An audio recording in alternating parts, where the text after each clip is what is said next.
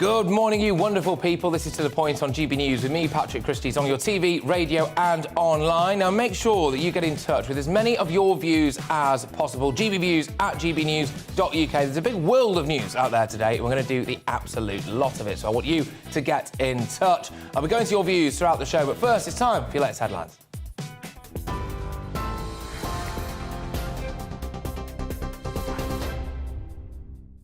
Thank you, Patrick. Good morning. It's 1 minute past 10. I'm Rhiannon Jones in the GB newsroom. Senior figures involved in Downing Street parties held during lockdown could be named in Sue Gray's report, expected to be published in the coming days. Boris Johnson's vowed to shake up Number 10 over the COVID-breaching gatherings. It's after the 4-month-long Met Police inquiry closed yesterday. A total of 126 fines were handed out to 83 people, including the Prime Minister and the Chancellor. Labour's Annalise Dodds told GB News Boris Johnson must take responsibility and resign. He initially lied about whether rules had been broken, about whether there had been parties in the first place. Since then, there seems to have been chaos as his MPs have tried to defend him. He just needs to take responsibility. He needs to resign, get out of the way. We need to have a government that will actually focus on those big issues, like the windfall tax, like the other measures that Labour is calling for to help people through this awful cost of living crisis. In Ukraine, the governor of Luhansk says 13 civilians have been killed by Russian shelling in the past 24 hours. At the Azovstal steelworks in Mariupol, as many as 1,700 Ukrainian soldiers are thought to have surrendered. The Ministry of Defence says once Russia's secured the port city, it's likely they'll move their forces to reinforce operations in the Donbass region. President Zelensky says the eastern region's been completely destroyed by Russian forces. The armed forces of Ukraine continue advancing to liberate the Kharkiv region. But in Donbass, the occupiers are trying to exert even more pressure. It is a hell there, and it is not an exaggeration. The brutal and absolutely senseless bombardment of Severodonetsk. There were 12 killed and dozens wounded in just one day. Well, the UK has delivered more than 11 million items of medical aid to Ukraine since the invasion began. Health Secretary Sajid Javid says Russia's attacked around 200 health facilities in Ukraine already. Today that we have delivered over 11 million medical items supporting Ukrainians with life-saving treatments, with new drugs, with intensive care equipment, which has helped save the lives of thousands of Ukrainians. We will continue to provide whatever support that we can to our friends in Ukraine, including this life-saving medical support. The US House Speaker is deeply concerned the UK government seeking to discard the Northern Ireland Protocol. Nancy Pelosi says Congress won't support a free trade agreement with the UK if it undermines the Good Friday Agreement. The Congresswoman said ensuring there's no physical border between Ireland and Northern Ireland is absolutely necessary to uphold peace. The Chancellor and his wife have made the Sunday Times rich list for the first time as Russian billionaires tumble down the rankings. Rishi Sunak and Akshata Murthy have appeared at number 222 on the list with their joint £730 million fortune. The couple's finances have come under scrutiny in recent months, as it was estimated Ms Murthy's non-dom status could have saved her £20 million in taxes. The UK's retail sector saw a 1.4% rise in sales in April. That's according to the Office for National Statistics. That follows a drop of 1.2% in March. Sales of alcohol, tobacco and summer clothes drove the increase. That's despite many shops being forced to put their prices up. Plans are underway to expand London's ultra-low emission zone, or ULEZ, to cover the entire city. It costs £12.50 a day for vehicles that don't comply with the emission standards. London Mayor Sadiq Khan is proposing to extend the zone from the north and south circulars to the whole of Greater London from the end of August next year. As Britons struggle with soaring prices, Iceland has come up with a suggestion to help their older customers. The supermarket chains announced that from the 24th of May, those aged 60 and over will get a 10% discount on their shopping. That's every Tuesday. It's after Age UK found that 3/4 of older people were worried about the rising cost of living. 8 new cities have been created as part of the celebrations for the Queen's Platinum Jubilee taking place in 2 weeks' time. The Cabinet Office announced the capital of Falkland Islands, Stanley, is one of them, alongside Douglas on the Isle of Man, Bangor in Northern Ireland, Dunfermline in Scotland, Wrexham in Wales, and Colchester, Doncaster and Milton Keynes in England. This is GB News. We'll bring you more as it happens now, though. It's back to Patrick with To The Point.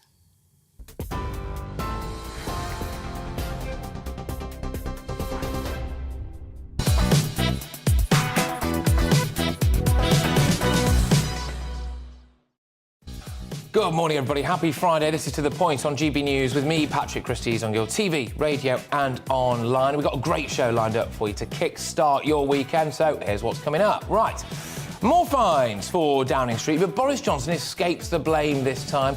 Is the country sick of this roundabout of police probing, or will the Sue Gray report finally tell us the real story? Are you sick of Partygate? That's what I want to know. Anyway, another hooligan incident occurred last night after fans invaded the pitch at Goodison Park. Is this the return to the 1980s, football violence, or a stupid minority ruining the fun for real supporters? Get in touch. Can I just say, I've got absolutely no problem with what Patrick Vieira did there, but we'll get stuck into that later on. We finally got the sun back. Yes, OK, here we are. But where is the best place to enjoy a pint in Britain? We want to debate on this, basically. Obviously, everyone thinks our local is best, don't they? So let's finally put this story to bed. We want your input as well across the entire show, so make sure that you get in touch with your opinions and your stories for us as well. gbviews@gbnews.uk. Of course, you can tweet us at GBNews, or even me directly if you're desperate, at Patrick Christys.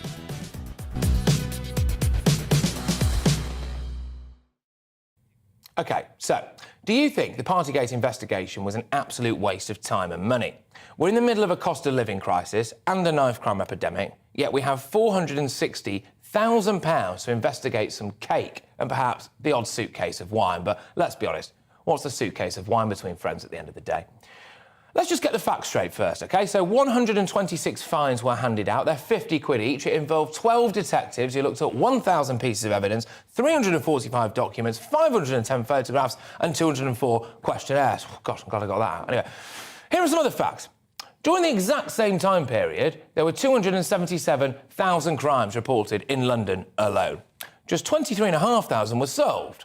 There were 3,000 rapes, 78,000 violent offences, and shockingly, in April 22, the rate of solved cases was down 25% on the year before. Now, I absolutely understand that it is important to try to find out whether or not the person making these draconian rules is actually the one breaking those rules as well.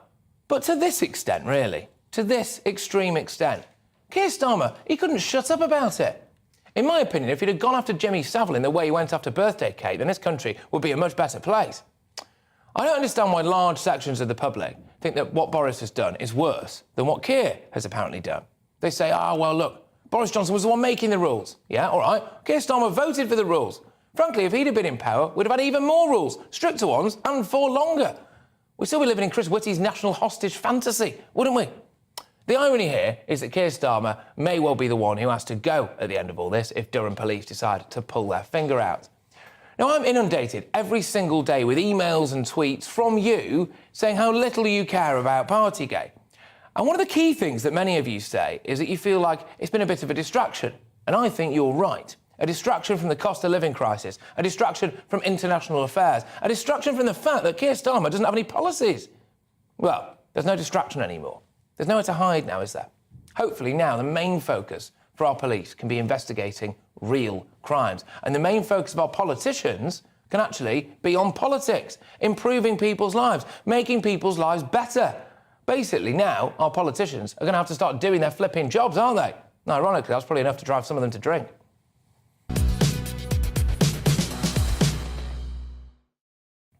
Right, get these emails coming in, people. I want to hear from you right at the top of the show. gbviews@gbnews.uk. 4 months, 460 grand, 126 fines later, and the Metropolitan Police have now finally concluded their investigation into the holding of illegal parties at Downing Street during lockdown. Now, civil servant Sue Gray will, of course, use the results of the inquiry to finalise her report into Partygate, which is due to be published next week. I think we've just managed to discover the mystery of Sue Gray, haven't we? I thought she was this kind of mythical being, right? But it turns out, actually, she's a very real woman. I'm glad that she's called Sue Gray as well. It's a very British institution. It's that the person who could bring down our government is called Sue Gray. The other names probably would be like Carol or Linda. But anyway, there we go. However, she is apparently wanting, of course, the Met to release the names of those people fined so that she can include them in her report, which Scotland Yard is refusing to do. And right on cue, former editor of the Daily Star, indeed my former boss, actually, Dawn Neeson, joins me right now. I'm a lot less scared of you these days, Dawn, but anyway, how are you? I'm very good, thank you, and thank you for calling me terrifying on social media. You the nicest thing. Imposing is what I should have said, but there we go. Right, so Partygate now. We've seen the results, really, of the Met's investigation. What was your take on it? Was it all a bit of a waste of time and money or not for you? Right, OK, can we just make it stop? I wish I'd have copyrighted the phrase Partygate, because I would actually be a millionaire and retired now, wouldn't you? You would? Yeah, absolutely. It's just like you just wouldn't be here. It's like Brexit and lockdown. I never want to hear those words again. I'm just done, OK? So can we move on? Now, initially, Patrick, I think like a lot of people, and a lot of people listening and watching today, I was angry. I was so angry. We all made sacrifices. The rules were nonsensical and they were cruel. At the beginning, I think people were accepting of the lockdown and we didn't know what we were dealing with. But after 2 years we did. That was the annoying thing. And people, we can all remember that poor guy trying to comfort his mum at the funeral. Oh, gosh, that being was dragged away. Wasn't it? Kids being stopped from kicking a football about in the park. Dog walkers followed by drones. It was nonsensical and it was wicked. And we are still living with them now. If you've got a loved one in hospital, the hospitals aren't even letting you see them. Some hospitals are, some aren't. It's wrong. GPs. I mean, can you get into a GP? No. Haven't seen one for 2.5 years. What's that about? Why are they still locked up? Yeah. It's insane. I mean, there's 6.4 million people on the waiting list. So all of these things I got angry about. The rules were rubbish. And then to know that the hypocrites who were making the rules were even breaking them was a double whammy. I really, really got angry about it. However, do I think we should waste, not much shy of £500,000? Yeah. 12 detectives. And I heard you mention the crime figures just now, and only 8% of those crimes have been solved. Yeah. Rape. I mean, I just hope that, any rape victims, any sexual assault victims, thinking there were 12 detectives looking at that and you barely came and Well, this is it, isn't it? If someone's house gets burgled, I can't help but feel like you always use this example, but it's true.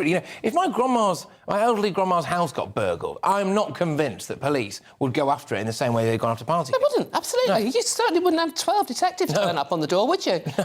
If you're lucky, you get a crime reference number. Yeah. And that's it. And it's like...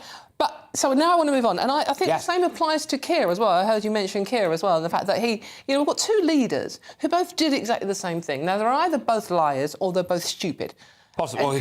Well, possibly both. Be both. I mean, exactly. I mean, it's not a good look for either of them. No. So, if we get the political leaders we deserve, I dread to think what we did in a previous life that was so bad. I mean, the reincarnation of our previous sins. Well, exactly. Yeah, my God, I was that bad.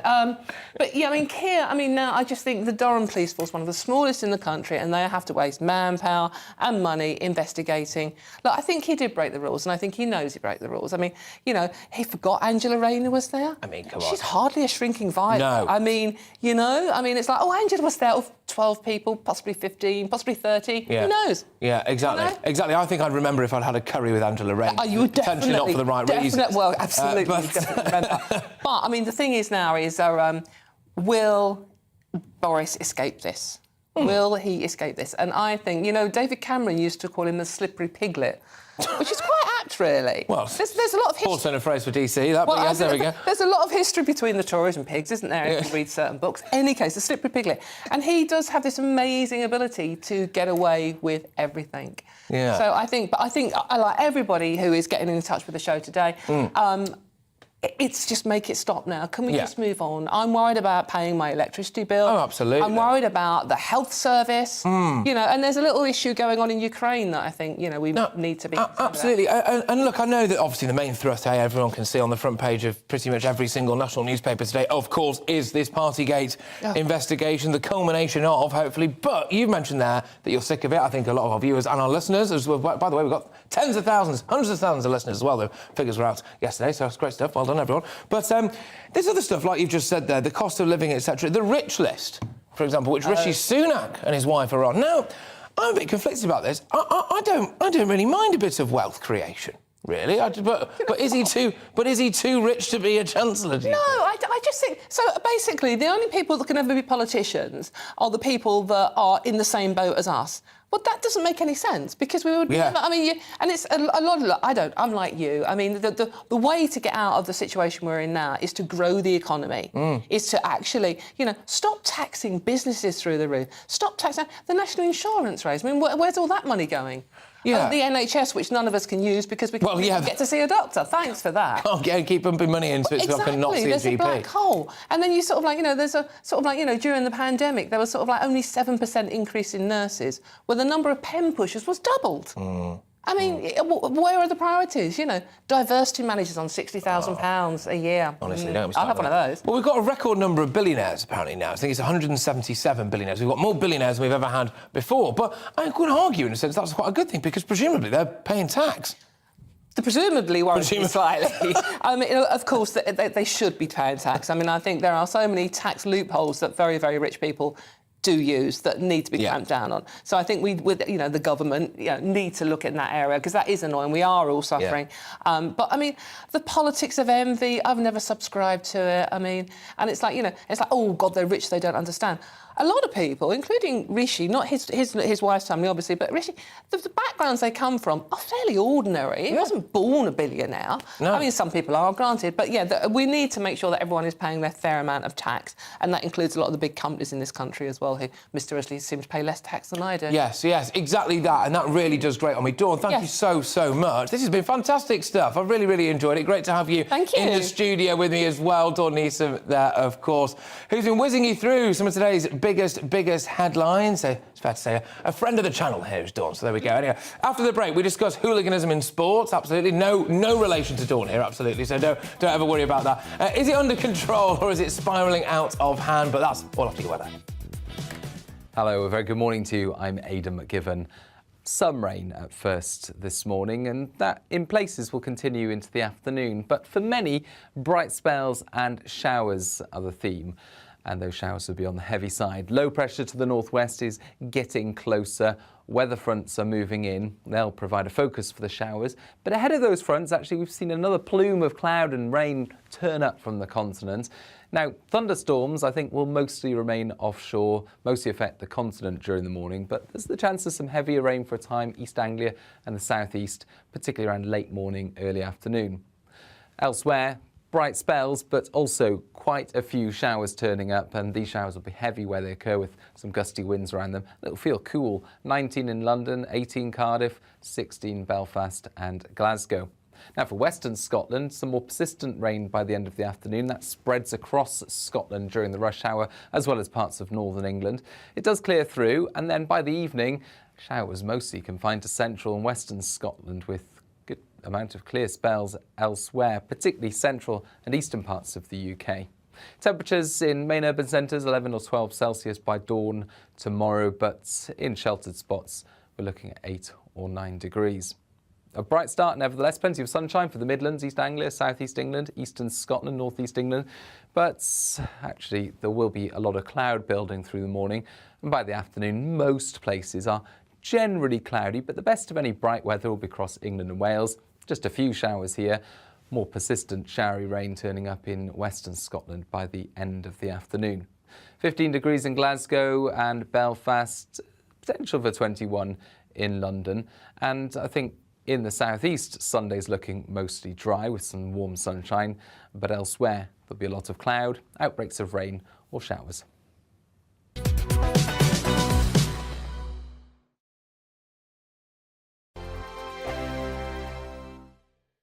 Every morning from 6 o'clock, we'll wake you up with GB News Breakfast with all the stories you didn't know from the night before. So whether it's serious news, entertainment, or your own views from all over our great nation, we're here to kick off your day with a smile. And the national media should be reflecting and reporting what's happening here. You will notice the northwestern accents. Whether you're with us on TV, radio, or online, every morning, it's breakfast from 6 a.m. Hope you can join us. On radio, they call it the drive time slot, 4 p.m. until 6 p.m. as listeners head home. It's that part of the schedule when the dust of the day's events begin to clarify, and we try to make sense of it for you. Brazier is drive time for radio and TV. It's fast, it's punchy, it's opinionated, there's a Brazier angle, and a little bit of levity. That's the question. That's two questions, actually. That's Brazier, Monday to Thursday, 4 till 6 on GB News. Hello, I'm Michelle Dewberry, and you can join me every weekday 6 till 7 on Jubes and Kerr. Me and my panel will get stuck right into the day's events, and I can tell you, in fact, I can warn you, expect some robust debates, some strong opinions and perspectives from both sides of the fence. It's about you at home as well. I love to read out all of your comments, or at least as many as I can. So join me, Michelle Dewberry, Monday to Friday, 6 till 7 on Jubes and Kerr. I'm Dan Wootton. Join me Monday to Thursday from 9 to 11 for the feistiest and most fun news debate on TV, where free speech reigns. I'll bring you a sharp take on the day's biggest stories, bombshell newsmaker interviews, and A-list guests.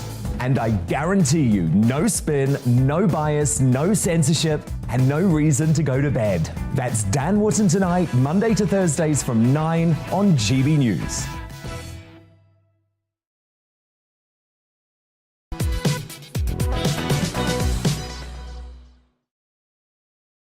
Yes, morning everyone. We're off to an absolute flyer here so far. It's 10:22. This is To The Point with me, Patrick Christie's on GB News, live on your TV, online and radio as always. Now, we've had the majority of the last 2 years of football played behind closed doors, OK, or certainly with reduced crowds anyway.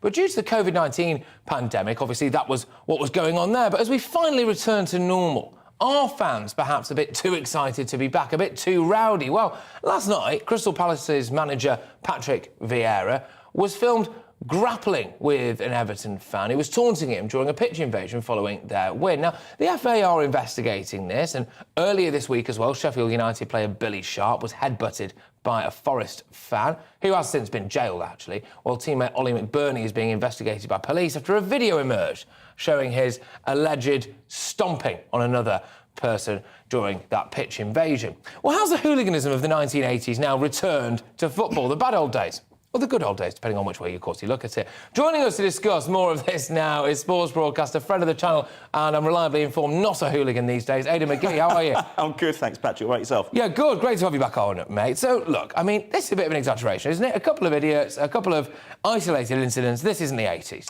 No, it certainly isn't the 80s. It's much, much different from that. I mean, yes, they're isolated, but they happen to have happened or happen to have occurred within a short space of time. It's the end of the season. It's an emotive period in the calendar. Everton stayed up. Yeah. We were talking about Sheffield United the other night. They're not going to be in the Premier League next season. It was a decisive game. We see the pictures now. I mean, that's what it meant to those fans staying up. They really thought they were going to crash into the Championship over most of the last few months when they couldn't buy a win under Frank Lampard. And even just in case you're on radio, so this is obviously the Everton fans on the pitch, really. I mean, most of them by the looks of things, but yeah. Yeah, I mean, I've not seen a pitch invasion quite like that in the Premier League for quite a while. But I mean, it was a release, you know, and it is tradition to enter the pitch and encroach onto the pitch, although it is a criminal offence. But it is quite common for that to happen at the end of a season. Now, if I look at these events this week, do I think that it's going to be a problem at the start of next season? I would be extremely doubtful of that.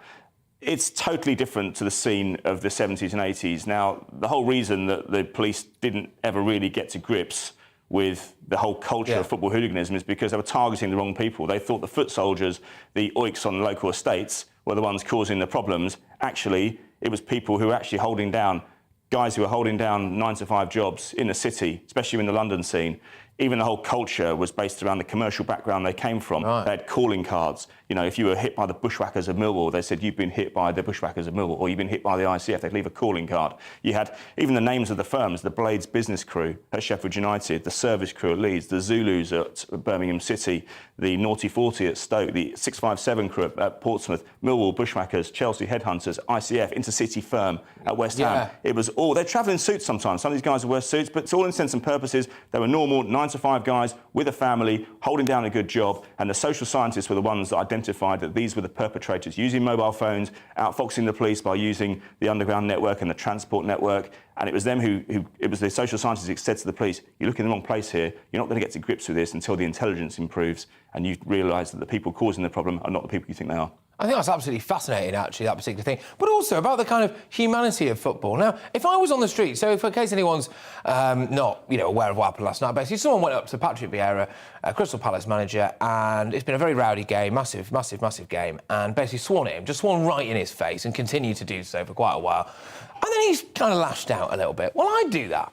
Well, he's been attacked in a place of work, Patrick. But, I mean, you have to look at the fact that... If I attack you right now, Aid. Yeah. No, I don't. No, don't. They'll be held to pay. Forget the suit. No, in all seriousness, he's been attacked in a place of work. Now, my first thoughts when I saw that footage last night, Patrick Vieira, yes, he's a very big bloke, but there are in excess of a couple of thousand people on that pitch. There was no security detail around him at all. They must have known there was a possibility, even if they lost, that there might be, given it was the last home game of the season, there might be an encroachment, even of only a few people. And it only takes one person to make his life very uncomfortable and very difficult as he left the pitch. So you needed security around him. That's a failure by the club. The FA saying this morning, we're aware of an incident. Well, you don't say. Yeah. I mean, goodness. We're all aware of it. Yeah, exactly. And so, look, to be fair, we must balance it out. There were plenty of Everton fans last night on that pitch who did not approve what was going on. They tried to get Patrick Vieira to safety, but it should not have happened. I've not seen that happen in quite a while. No, absolutely. And I think it is a leap, though, isn't it, to go, look, this is now a return to the 80s, this, that and the other. It's just not at all, is it? No, I mean, it infiltrated cultures for kids as young as 15. When I was at school in the late 80s, you'd have a situation where I was very young at the time, but an extended member of my family was caught in possession of CS gas at a football match. It was only the fact that he was under the age of 18 that he was spared a custodial sentence. He used it to turn his life around, but he was from a middle-class background. He wasn't somebody who was predisposed to that kind of behaviour, but everybody did it. You wanted to be part of a gang. You wanted to be part of a firm. It was something that was covered extensively in the media. It's not so much now, but this is different. I do believe that this is, even when we look at the Euro trouble last summer, I do believe that this is probably just a sequence of events at an emotive part of the season which will dissipate over the summer once people have gone away. The other thing that dissipated football violence in the late 80s, which never really got published, was the ecstasy scene in London, in the big cities. It kind of calmed people down. Instead of wanting to fight each other, they just want to hug each other and kiss each other. Gosh, I know. Well, there we go. I mean, it's an angle on it, but I think there's probably some thoughts. Social scientists have pinpointed that. It's not just me. It's not just pie in the sky. It's not my imagination running away. It's not you, running some kind of side business. Aidan, thank you very, very much. Cheers, Aidan Patrick. McGee, it won't be long before you're back on, absolutely. In fact, talking of gas as well, I do Challenge Christie's, of course, every single Friday. I'll be doing Friday Night Feast this evening, 7 until 9 p.m. And one of the challenges that keeps coming in, weirdly, is that people like you apparently want to see me get gassed or tasered. So anyway, you can keep your ideas coming in there. Of course, GBViews at GBNews.uk. But we've got loads coming your way. I'm just going to nip into the inbox very, very quickly.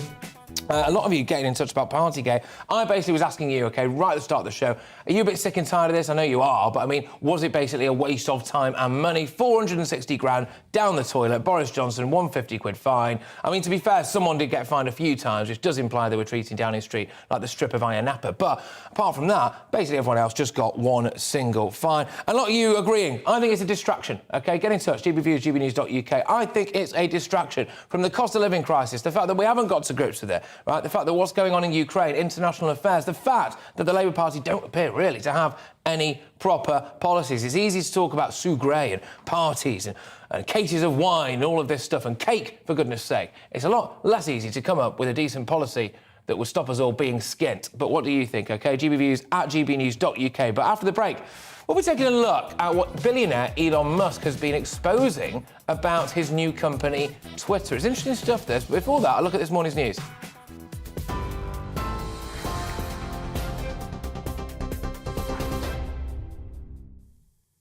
Thank you, Pat.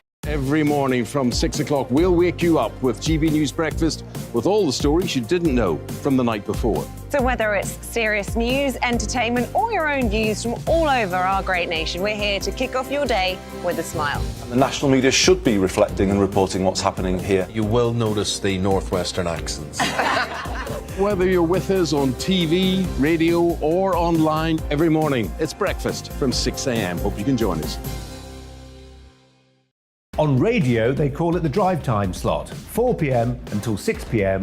as listeners head home. It's that part of the schedule when the dust of the day's events begin to clarify, and we try to make sense of it for you. Brazier is drive time for radio and TV. It's fast, it's punchy, it's opinionated, there's a Brazier angle, and a little bit of levity. That's the question. That's two questions, actually. That's Brazier, Monday to Thursday, 4 till 6 on GB News. Hello, I'm Michelle Dewberry, and you can join me every weekday 6 till 7 on Jubes and Kerr. Me and my panel will get stuck right into the day's events, and I can tell you, in fact, I can warn you, expect some robust debates, some strong opinions and perspectives from both sides of the fence. It's about you at home as well. I love to read out all of your comments, or at least as many as I can. So join me, Michelle Dewberry, Monday to Friday, 6 till 7 on Jubes and Kerr. I'm Dan Wootton. Join me Monday to Thursday from 9 to 11 for the feistiest and most fun news debate on TV, where free speech reigns. I'll bring you a sharp take on the day's biggest stories, bombshell newsmaker interviews, and A-list guests.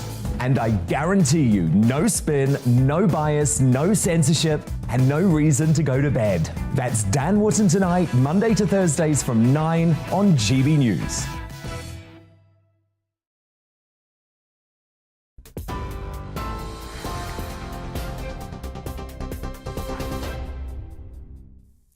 Good morning, it's 10:32. I'm Rhiannon Jones in the GB newsroom. Senior figures involved in Downing Street parties held during lockdown could be named in Sue Gray's report, expected to be published in the coming days. The Prime Minister has vowed to shake up Number 10 over the COVID-breaching gatherings.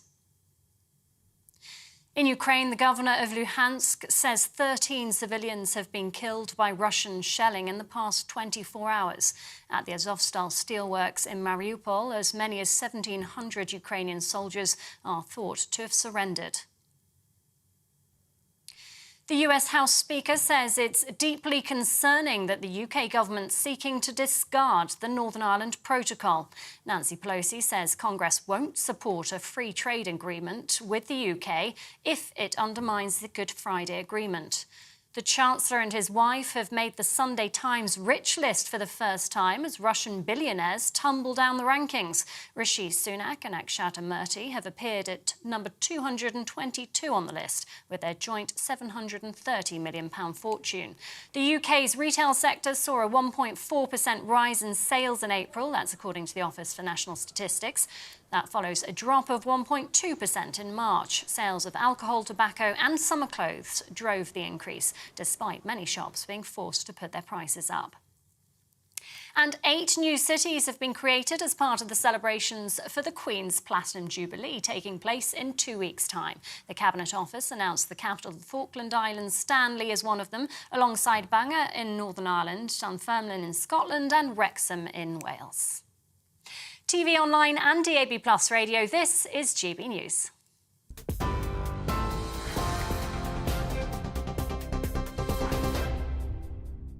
Direct Bullion sponsors the Finance Report on GB News for gold and silver investment.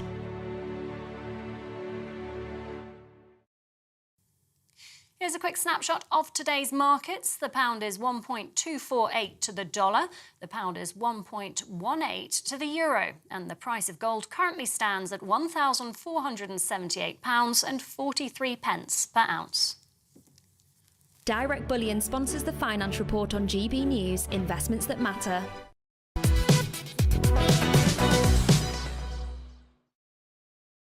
Yes, good morning, everybody. It's 10:34. This is To The Point with me, Patrick Christie's, on GB News, live as ever on your TV, online and radio this morning. And those emails have been flying in thick and fast so far. GBviews@gbnews.uk. Of course, this show is all about you. You can tweet us as well at GB News. So keep them coming in. I want to go to them throughout the show. I'm on my own today, so I need a bit of help from you guys, don't I? So let me know your views. But before we go into this inbox, I want to get stuck into our next topic, actually.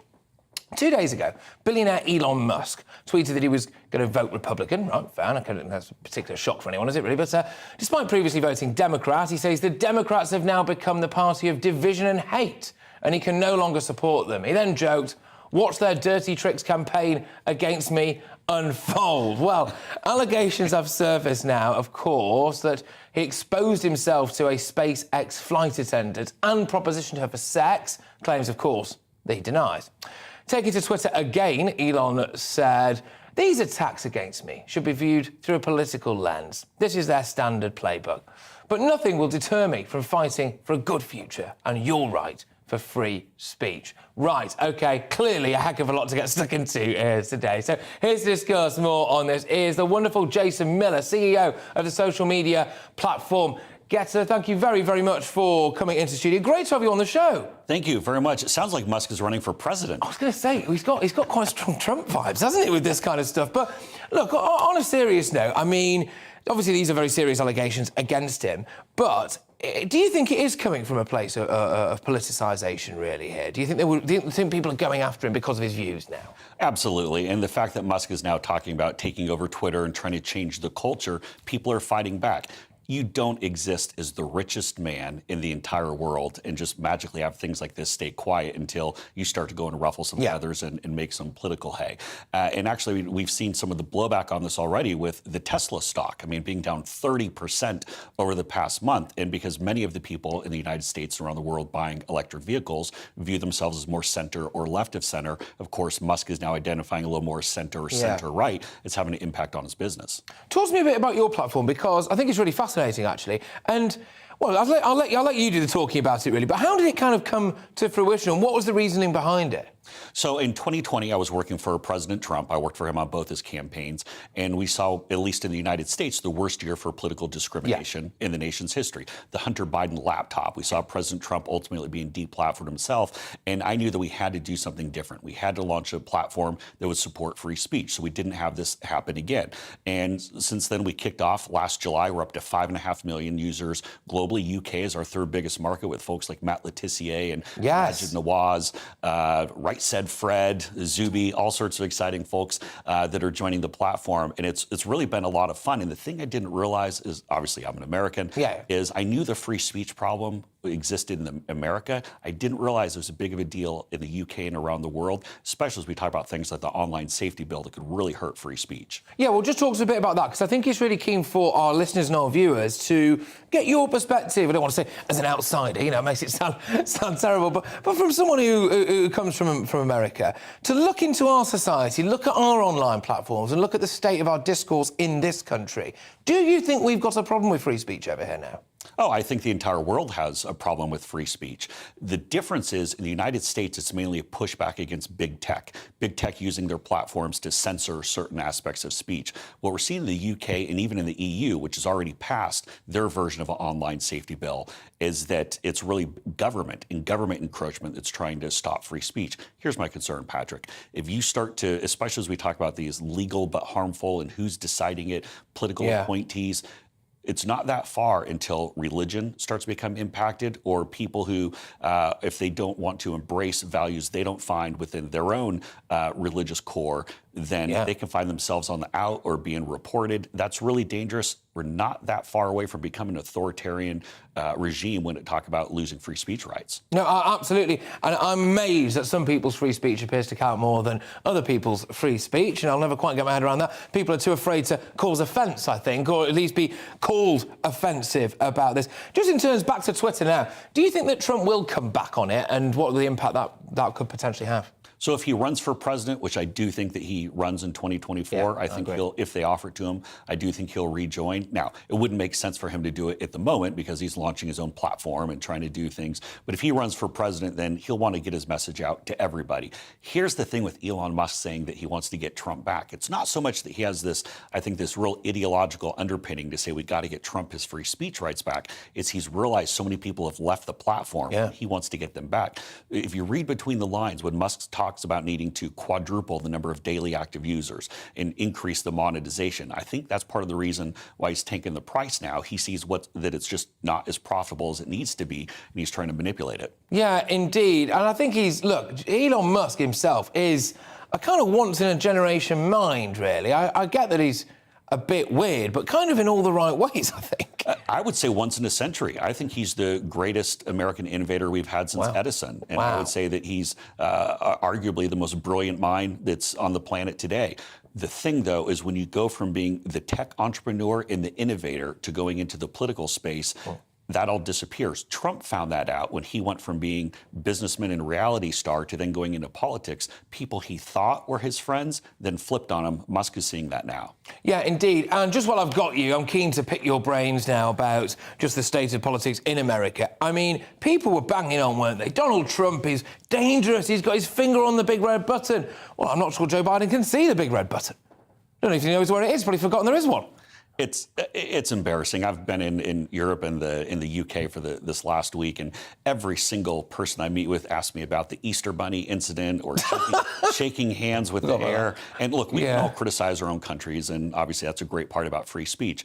But there's a difference between that and being embarrassed of the office of the presidency. And when you have a weak United States, then you have a weak world. And you can't have someone shaking hands with the air. No, exactly. And as far as I'm concerned, and I'm sure that a lot of our listeners and viewers will agree with me when I say this, the special relationship is very, very real. I think the United States is a tremendous asset to the United Kingdom, and very good people like yourself are as well. And I think it's a shame if, like, you know, the person running that is obviously not maybe of the calibre of someone like yourself. Maybe you should run. But anyway, there we go. Look, thank you so much. Really great to have you on the show. Jason Miller there, of course, CEO of the social media platform Getter, which, in case you're wondering, is GETTR, so you can go and check that out anytime you like. Great to have you on the show. Right, now, I like this bit.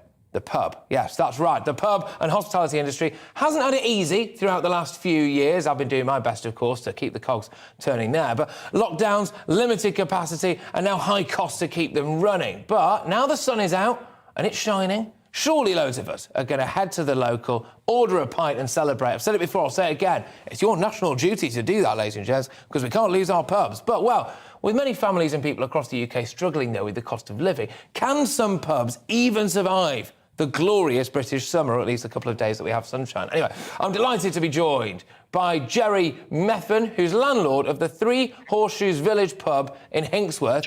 Thank you very much. Now, our producer, Rob, visited yesterday. I understand he visits at least once a day. And thank you very much for joining us. Just before we get stuck into the more detail about the pub, there is a reason why you're essentially in a stable, isn't there? Talk to me about that, mate. We've got a beautiful pair of goats in here in the garden at the pub by the names of Gin and Tonic, and we just got them in the back for you.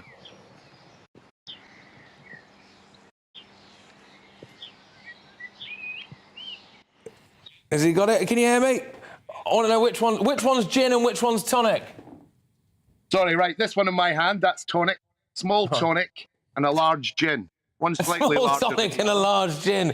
Fantastic. OK, all right. I love this.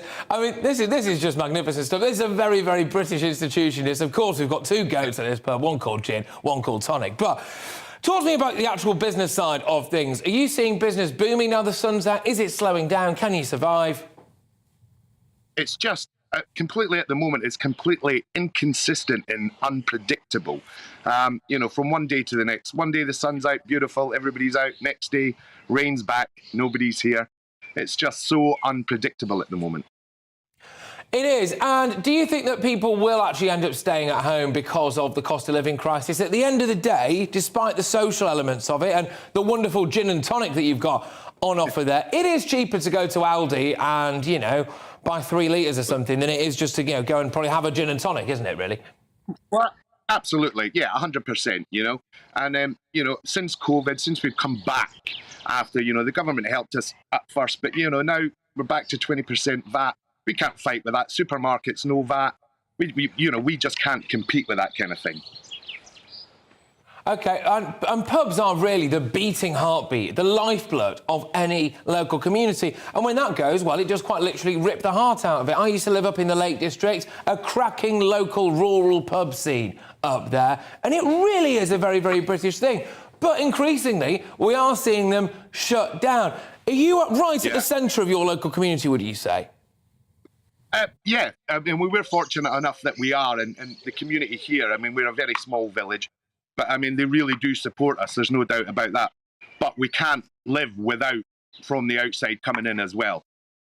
Right. Yes, indeed. And look, it's not just about... I like to romanticise the pub, OK? Because for me, the pub is a very, very romantic place. I mean, you know, you can go there. It's not just about sticky carpets, slot machines, the occasional late-night headbutt in the car park, of course. No, it's not about that at all. Football matches, rugby matches, escaping your missus, all of this stuff that you love to see in a pub.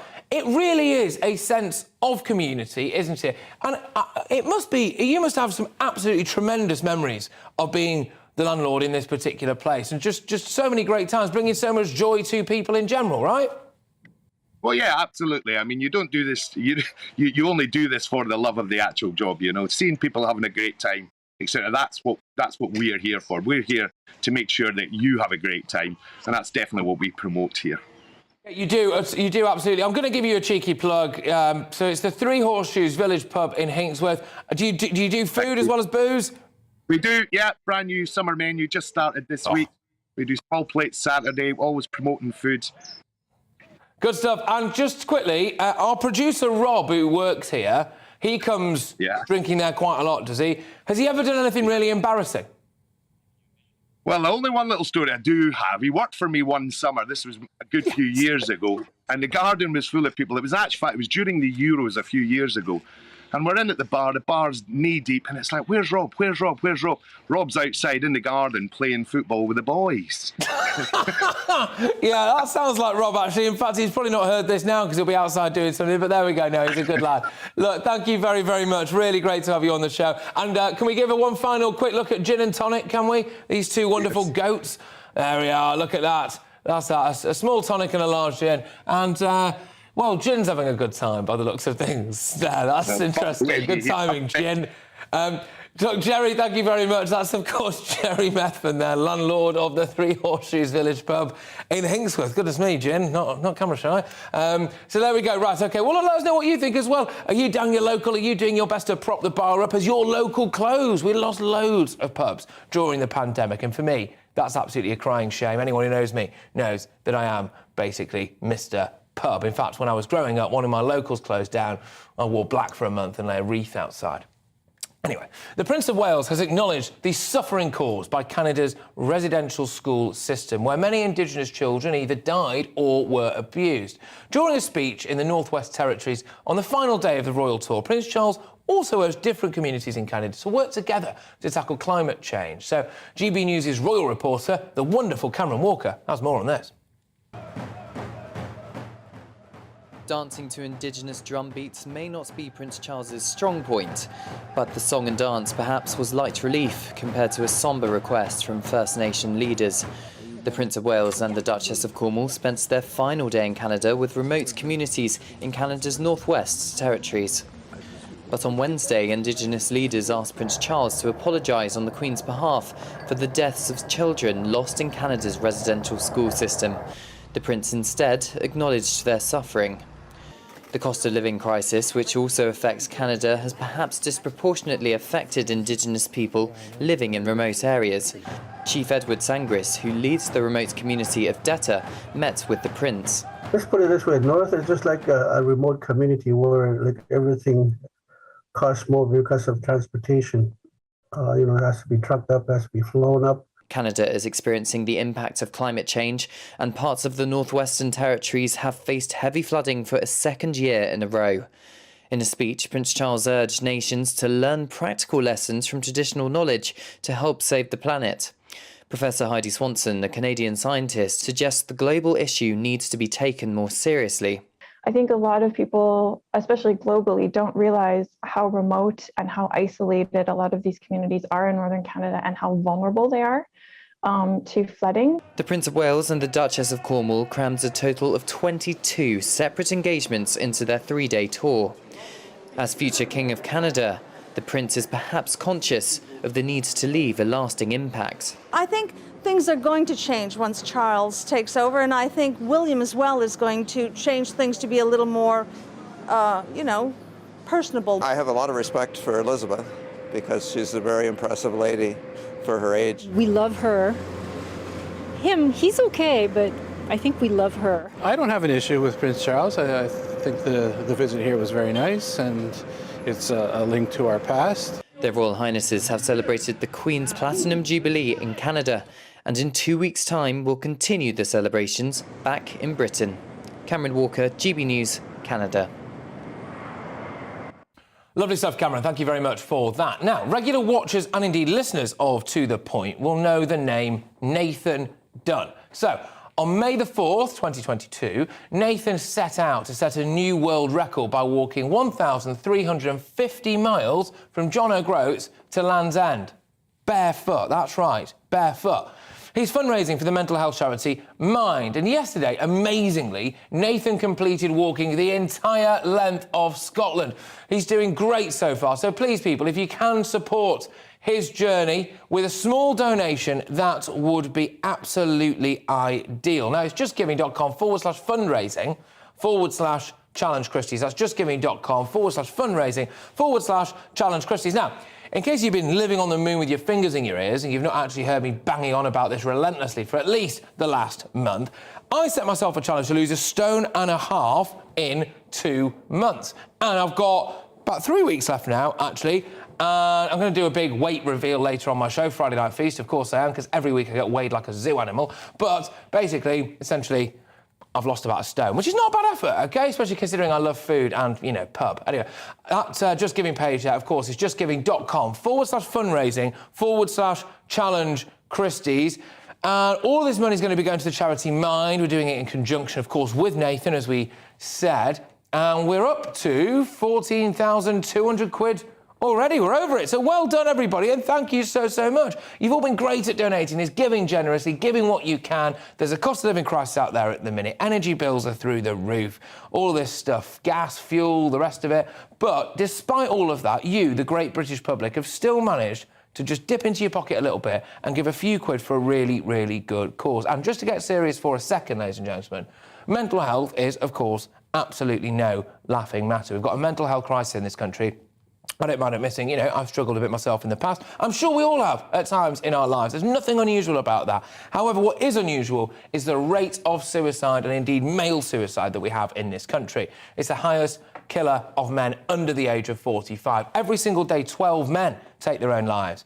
This can't carry on, in my opinion. If we can do something to stop it, just that couple of quid that you might have now, kind of down the back of the sofa or whatever, justgiving.com/fundraising/Challenge Christies, because that couple of pounds might be the difference between somebody getting the help they need and sadly not. So please, if you can, just give us a couple of quid. All right, well, look, we'll move on from that now. I've rattled the can enough, I think we can all agree, but let's take you through some of the headlines that you might have missed. I love this bit of the show. So a police officer who sued his force after colleagues called him Dolly Parton for only working 9 to 5 has lost his sex discrimination case. Goodness gracious me. I wonder whether or not it might be due to some part of his anatomy, but he'll probably sue me in a minute. Anyway, PC Knox of Merseyside Police told an employment tribunal that his desk was often covered in A4-size photographs of the 9 to 5 singer by a colleague who would also sing the hit tune around him at work, despite being asked to stop. What's wrong with this? This is great stuff. PC Knox said his 9 to 5 schedule was necessary for his child and elderly care needs. So while he lost his claim for sexual harassment, he was awarded more than 12 grand for separate claims of victimisation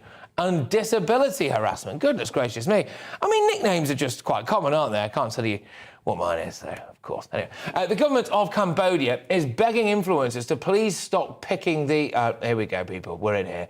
The Nepenthes bucarensis plant, yeah, easy for me to say, as it's very rare, and it could, of course, be driven to extinction, but there really is a problem with this, and I think let's just show the picture if we can, really. And in case you are wondering, on radio, the plant looks like a giant penis. That's right. So it's a carnivorous penis plant, apparently. And tourists can't get over its shape. Cambodia's Ministry of Environment posted on Facebook photos of influencers with the plant, saying they disregard for the plants was wrong and we should all leave this ant-eating, sweet-smelling and phallic-looking plant alone. So there we go. Back away from the penis plant people. That seems to be the general message there. Now, just a reminder as well for all of you, we are once again handing our show over to you on Wednesdays. We want you to tell us about what to talk about, OK? What you think are the most important stories. Get all your thoughts in over the weekend. Please tell us the subjects that you want us to cover. We want to be a viewer-led show here, really. We want to represent you, hold a mirror up to the nation, if you will, and the questions that you want answering as well. So email us your stories to the point at gbnews.uk. That's to the point at gbnews.uk. OK, keep all your thoughts coming into email as well. Our other email address, gbviews@gbnews.uk. You can't move for email addresses here. Anyway, we'll be back with more of today's top stories and plenty of your views after this very short break. Don't you dare go away. Hello, a very good morning to you. I'm Aidan McGivern. Some rain at first this morning, and that in places will continue into the afternoon. But for many, bright spells and showers are the theme. And those showers will be on the heavy side. Low pressure to the northwest is getting closer. Weather fronts are moving in. They'll provide a focus for the showers. But ahead of those fronts, actually, we've seen another plume of cloud and rain turn up from the continent. Now, thunderstorms, I think, will mostly remain offshore, mostly affect the continent during the morning. But there's the chance of some heavier rain for a time, East Anglia and the southeast, particularly around late morning, early afternoon. Elsewhere, bright spells, but also quite a few showers turning up, and these showers will be heavy where they occur with some gusty winds around them. It'll feel cool. 19 in London, 18 Cardiff, 16 Belfast and Glasgow. Now for western Scotland, some more persistent rain by the end of the afternoon. That spreads across Scotland during the rush hour, as well as parts of northern England. It does clear through, and then by the evening, showers mostly confined to central and western Scotland, with amount of clear spells elsewhere, particularly central and eastern parts of the UK. Temperatures in main urban centres, 11 or 12 Celsius by dawn tomorrow, but in sheltered spots, we're looking at 8 or 9 degrees. A bright start, nevertheless, plenty of sunshine for the Midlands, East Anglia, South East England, Eastern Scotland, North East England. But actually, there will be a lot of cloud building through the morning, and by the afternoon, most places are generally cloudy, but the best of any bright weather will be across England and Wales. Just a few showers here, more persistent showery rain turning up in western Scotland by the end of the afternoon. 15 degrees in Glasgow and Belfast, potential for 21 in London. And I think in the southeast, Sunday's looking mostly dry with some warm sunshine, but elsewhere there'll be a lot of cloud, outbreaks of rain or showers. Where would you like to go? Just take me to the studio, please, mate. You know where you're going. I've got a show to do. Friday Night Feast on GB News, 7 p.m. And it's like nothing you've ever seen before. We take a different angle on the week's biggest news stories. The viewers and listeners set me some absolutely mad challenges to do. We tried to rehome a rescue dog. And yes, there's some other wacky stuff in there as well. I feel like I could take on the world. Well, that's that. Friday Night Feast with me, Patrick Christie's, every Friday, 7 till 9 p.m. on GB News. Be there.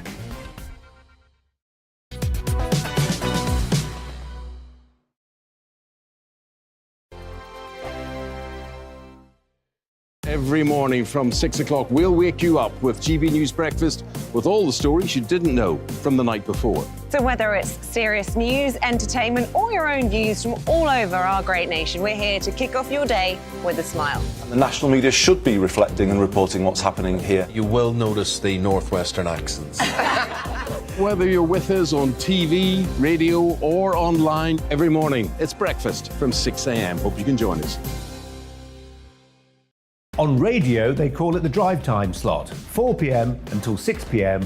as listeners head home. It's that part of the schedule when the dust of the day's events begin to clarify, and we try to make sense of it for you. Brazier is drive time for radio and TV. It's fast, it's punchy, it's opinionated, there's a Brazier angle and a little bit of levity. That's the question. That's two questions, actually. That's Brazier, Monday to Thursday, 4 till 6 on GB News.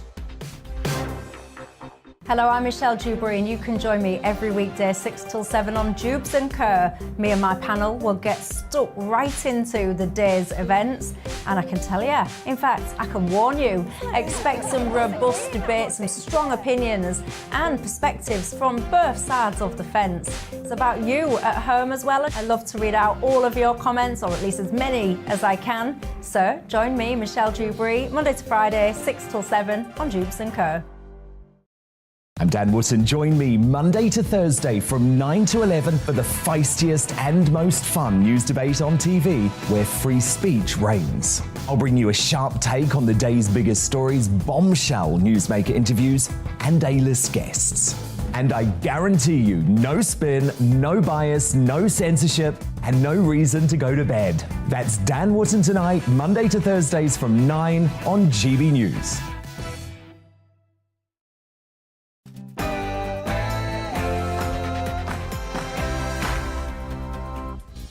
Good morning, everybody. This is To The Point on GB News with me, Patrick Christie's, on your TV, radio and online. Now, make sure that you do get in touch with your views, as usual, gbviews@gbnews.uk. I'll be going to those throughout the show. I've got a massive final hour for you here. I don't know where that first hour went, by the way, but we've got an even better one coming your way shortly after the latest news.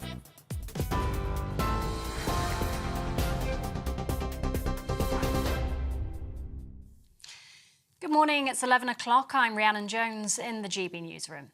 Senior figures involved in Downing Street parties held during lockdown could be named in Sue Gray's report, expected to be published in the coming days. Boris Johnson has vowed to shake up Number 10 over the COVID-breaching gatherings. It's after the 4-month-long Met Police inquiry closed yesterday.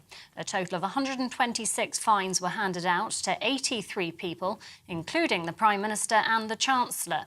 Labour's Annalise Dodds told GB News Boris Johnson must take responsibility and resign. He initially lied about whether rules had been broken, about whether there had been parties in the first place. Since then, there seems to have been chaos as his MPs have tried to defend him. He just needs to take responsibility. He needs to resign, get out of the way. We need to have a government that will actually focus on those big issues, like the windfall tax, like the other measures that Labour is calling for, to help people through this awful cost of living crisis. In Ukraine, the governor of Luhansk says 13 civilians have been killed by Russian shelling in the last 24 hours.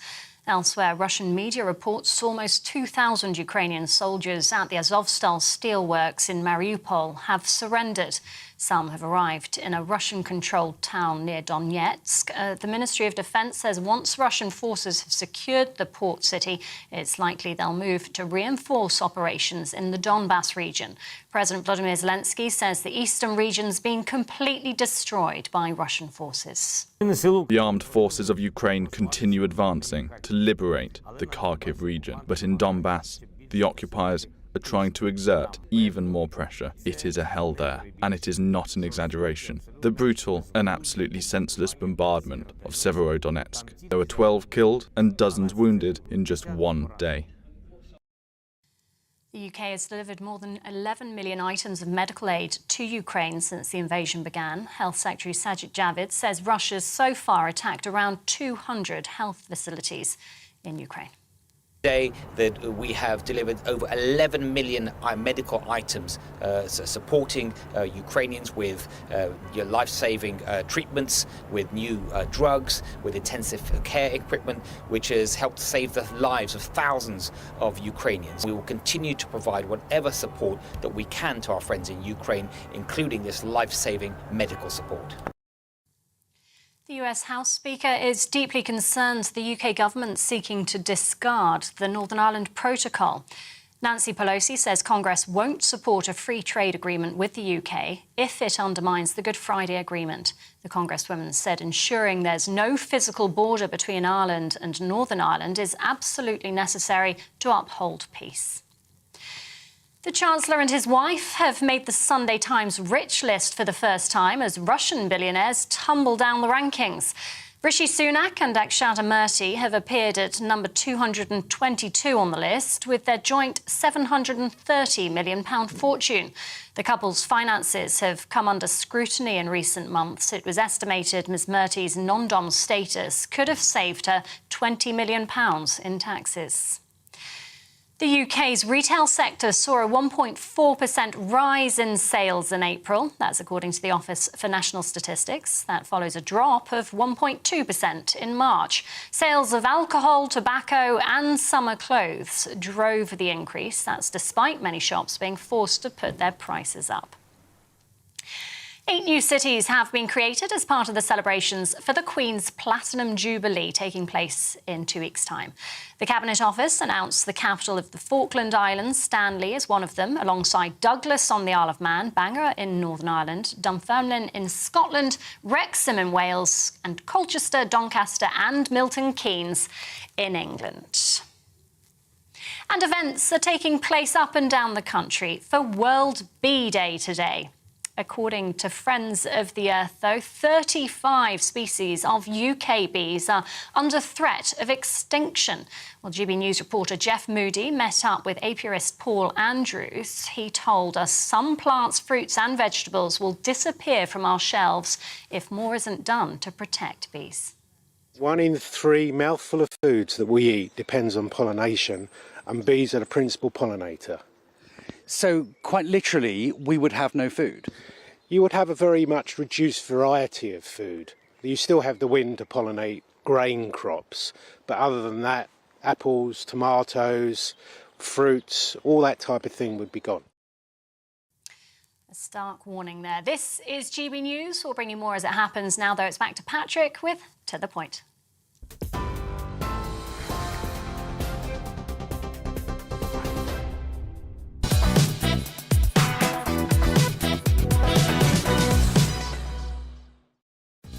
Yes, good morning, everybody. This is To The Point on GB News with me, Patrick Christie's, on your TV, radio and online. I'd just like to address something there, actually. Jeff Mooney did not wear a beekeeping suit, but the beekeeper did. Surely that's a bit of a risk. But anyway, there we go. That's fine. You know, whatever. Has he been seen since? Anyway, fine. We'll leave it out. Anyway, we've got a great show lined up for you to kickstart your day. Here's what's coming up. A 21-year-old Russian soldier has pleaded for forgiveness from the victim's widow during his war crimes trial.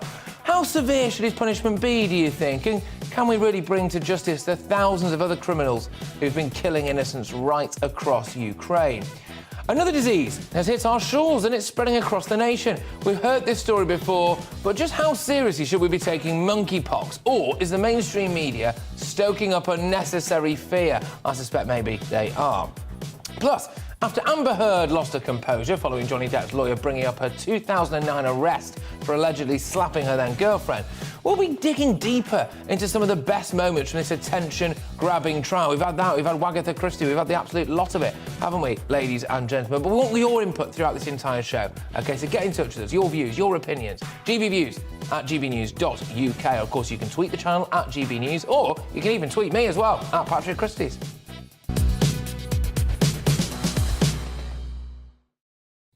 OK, I want to just put something to bed once and for all, nip it in the bud before it becomes a thing. Monkeypox, right? We've seen quite a lot of coverage already in the news about this thing. Now, it's early days, but what we can gather is that it's a tropical animal virus that causes fever, a rash, swollen lymph nodes, with the symptoms lasting about 2 to 4 weeks. And it is transmitted to humans through close contact with infected animals or people. But why, at this early stage, does it feel like we're reporting the next pandemic? It's already kicked off, hasn't it? Here are some of the headlines, right? So check this out, OK? This is from the Times. Cases rising sharply amid fear of unchecked spread. Then the Mail Online. UK stockpiles thousands of vaccines amid fears infections are spiralling. And, of course, the Daily Record. Nicola Sturgeon's COVID advisor recommends contract tracing for monkeypox infections. There we are. I mean, goodness gracious me. It is really like COVID has kicked off all over again, isn't it? But the number of confirmed cases is 9. So far, just 9 people, with 11 set to be confirmed today. How can we set to confirm 2 more? But anyway, there we go. Anyway, that's for the entire UK, by the way. So that's the entire UK. Well, joining me now to discuss how the media are reporting the monkeypox outbreak is former Lib Dem spin doctor Joe Phillips. And Joe, we wanted to come to you because I thought, look, who best to go to? I think there's a lot of media spin going on here. There's a lot of doctors doing a lot of scaremongering, and you are a spin doctor. So we've gone right to the very top here, Joe. But look, seriously though, do you think the media are trying to whip this up? I think it is inevitable, Patrick, that when you get a health story, and I think it's increased over the last couple of decades as newspapers have lost science editors, medical correspondents and people who knew their stuff. And the headline often, as you and I know, belies the story underneath it, but people only read the headline. So what you've said in the Mail doubles in size, the Sun scrambling to find the source, the Times that you already mentioned rising sharply. all of those headlines suggest there's an absolute crisis. And as you also said, no, there are 9 cases. There are going to be 11 more confirmed today. So yes, that has doubled, but it's still a very, very, very tiny number. I don't think the medical profession are particularly scaremongering or filling this, but I do think there is a hype around it. And of course, we're all a little bit sensitive after COVID. We knew what happened then. We don't want it to happen again. The reality is this is a very, very uncommon disease. Although it's been around since 1958, it is spread by very close contact. And as far as we know, the cases around the world, which includes Portugal, Spain, America, and Canada, are confined to, or predominantly, amongst gay or bisexual men. It's not a sexually transmitted disease, but it is something that is passed on person to person through close proximity, skin to skin, if you like. So, we know how it's passed on. We know the groups of people most at risk, so we can target them with messaging and medical advice. We also, and this is a really key thing, because this monkeypox is a little bit like smallpox, the smallpox vaccine we've already got. We didn't have a COVID vaccine when COVID started, the world. So in terms of panic, I would say there is no need to panic. And I suspect the reality is that this will, it has been around, and every now and again, there are a few cases hither and yon, which never particularly spread. It is spreading, there's obviously a thing, but you've got to put it into context. People are traveling where they haven't been traveling for the last 2.5 years. There's all of that sort of stuff going on. Leisure facilities, nightclubs, bars, etc., etc. There's a greater scope for closer contact with people. So in terms of panic, I would say. I'm just gonna get involved, Joe. I'm just gonna interject, if that's all right, just quickly here, because I just wonder whether or not we've become a little bit addicted to fear, and specifically around health stories. Now, completely understand, okay? The coronavirus, was a very bad thing. Of course it was. That goes without saying. There was a huge amount of fear, certainly initially, a huge amount of unknowns. We had the daily death tolls. We had Chris Whitty looming over you in your front room every single day, telling you how many people had died and predictions, and all of this stuff. Do you think the media has become a bit addicted to this? Because now when I'm looking at things like the monkeypox stuff, it's everywhere. CNN did a massive special on it yesterday, Yeah, I think you're absolutely right up to a point, Lord Copper.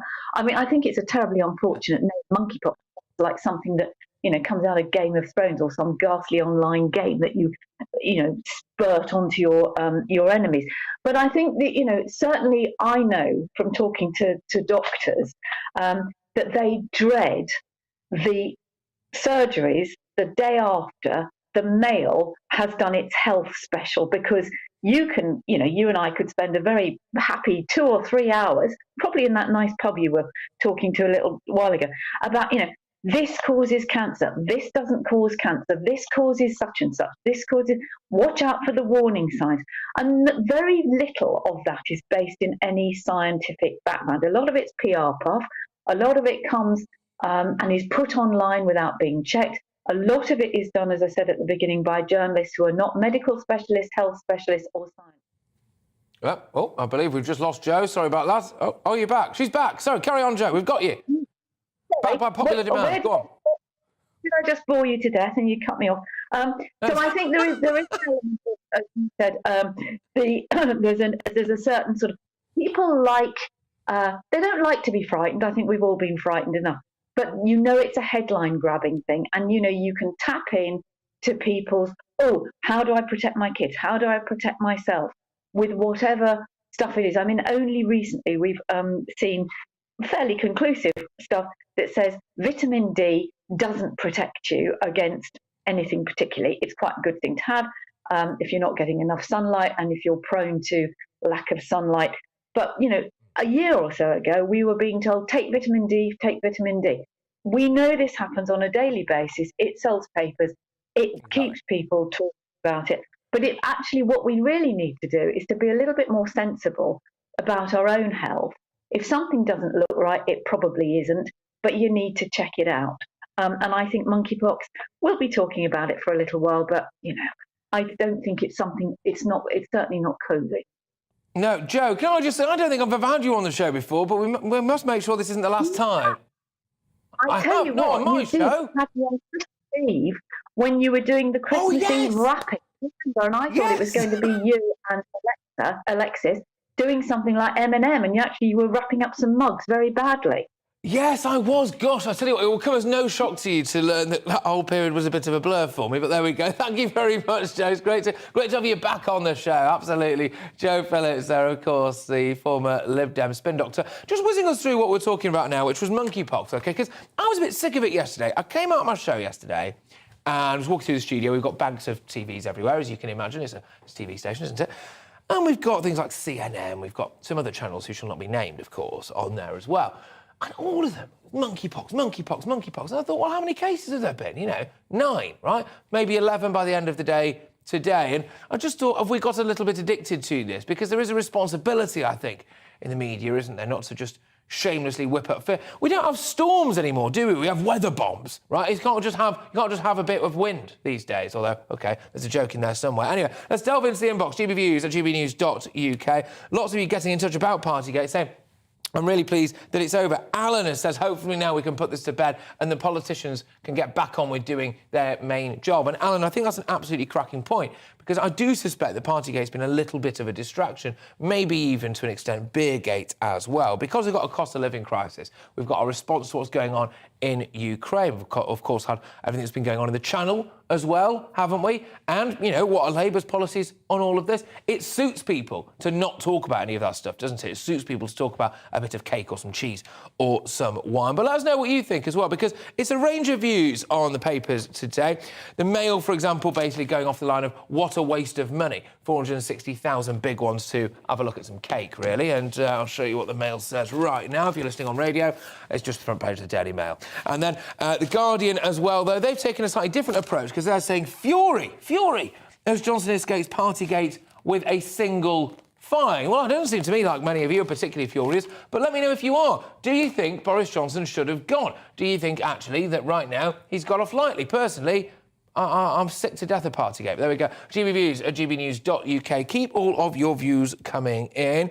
Elon Musk, as well, is getting a bit of love in our inbox. I agree with Elon Musk. He says the Democrats are so woke. Please bring back Trump. And that's from Marion. So Marion in Scotland, or Marion, Scotland, either way. There we go.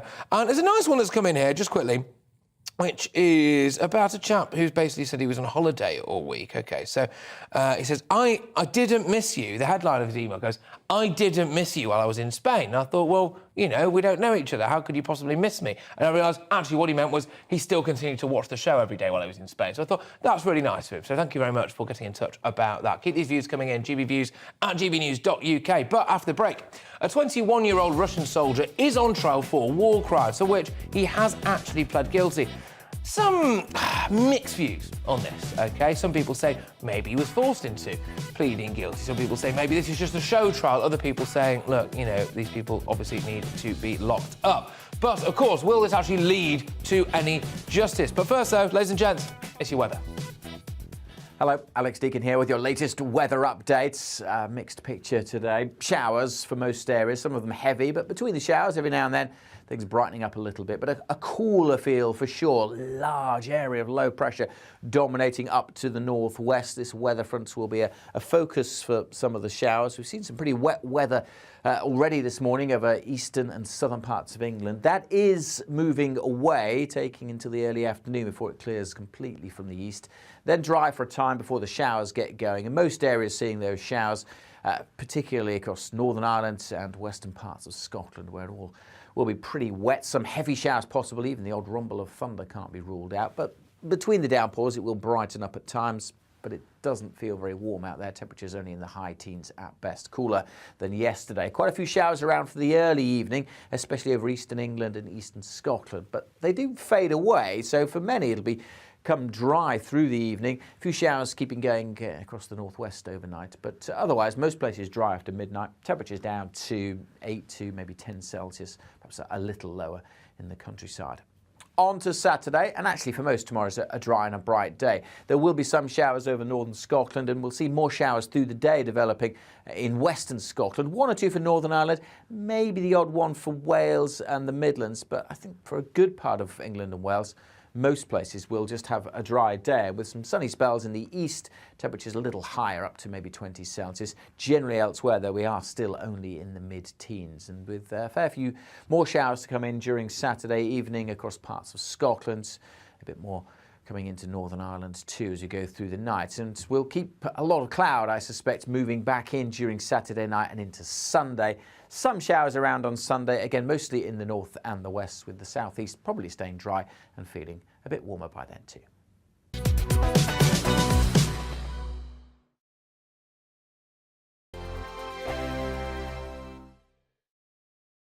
Every morning from 6 o'clock, we'll wake you up with GB News Breakfast with all the stories you didn't know from the night before. So whether it's serious news, entertainment, or your own views from all over our great nation, we're here to kick off your day with a smile. And the national media should be reflecting and reporting what's happening here. You will notice the northwestern accents. Whether you're with us on TV, radio, or online, every morning, it's breakfast from 6 a.m. Hope you can join us. On radio, they call it the drive time slot, 4 p.m. until 6 p.m. as listeners head home. It's that part of the schedule when the dust of the day's events begin to clarify, and we try to make sense of it for you. Brazier is drive time for radio and TV. It's fast, it's punchy, it's opinionated, there's a Brazier angle and a little bit of levity. That's the question. That's 2 questions, actually. That's Brazier, Monday to Thursday, 4 till 6 on GB News. Hello, I'm Michelle Dewberry, and you can join me every weekday 6 till 7 on Jubes and Kerr. Me and my panel will get stuck right into the day's events, and I can tell you, in fact, I can warn you, expect some robust debate, some strong opinions and perspectives from both sides of the fence. It's about you at home as well. I love to read out all of your comments, or at least as many as I can. So join me, Michelle Dewberry, Monday to Friday, 6 till 7 on Jubes and Kerr. I'm Dan Wootton. Join me Monday to Thursday from 9 to 11 for the feistiest and most fun news debate on TV, where free speech reigns. I'll bring you a sharp take on the day's biggest stories, bombshell newsmaker interviews, and A-list guests. And I guarantee you, no spin, no bias, no censorship, and no reason to go to bed. That's Dan Wootton tonight, Monday to Thursdays from 9 on GB News. Hello, I'm Patrick Christie's. And I'm Mercy Moroki. Make sure that you join us Monday to Thursday, 10 a.m. until midday, right here on GB News for To The Point. We're not afraid to talk about the topics that matter to you or the big topics that always matter. We cover absolutely everything, from the breaking political stories of the day to law and order, what's going on in the channel. We're not afraid to hold people to account. We always make sure we include your views on our show. Indeed, if you're thinking it, you can guarantee that we're saying it. So make sure you join the conversation with us, 10 a.m. until midday, Monday to Thursday, for To The Point on GB News. Join me, Gloria De Piero, Monday to Thursday at noon for The Briefing. We go to the parts of Parliament that you won't see elsewhere. Plus, there's exclusive interviews with MPs from all parties. But quite often, they paper over the real truth. Why does a working class lad like you join the Tories? That's a good question. Don't miss it, Monday to Thursdays at noon on GB News.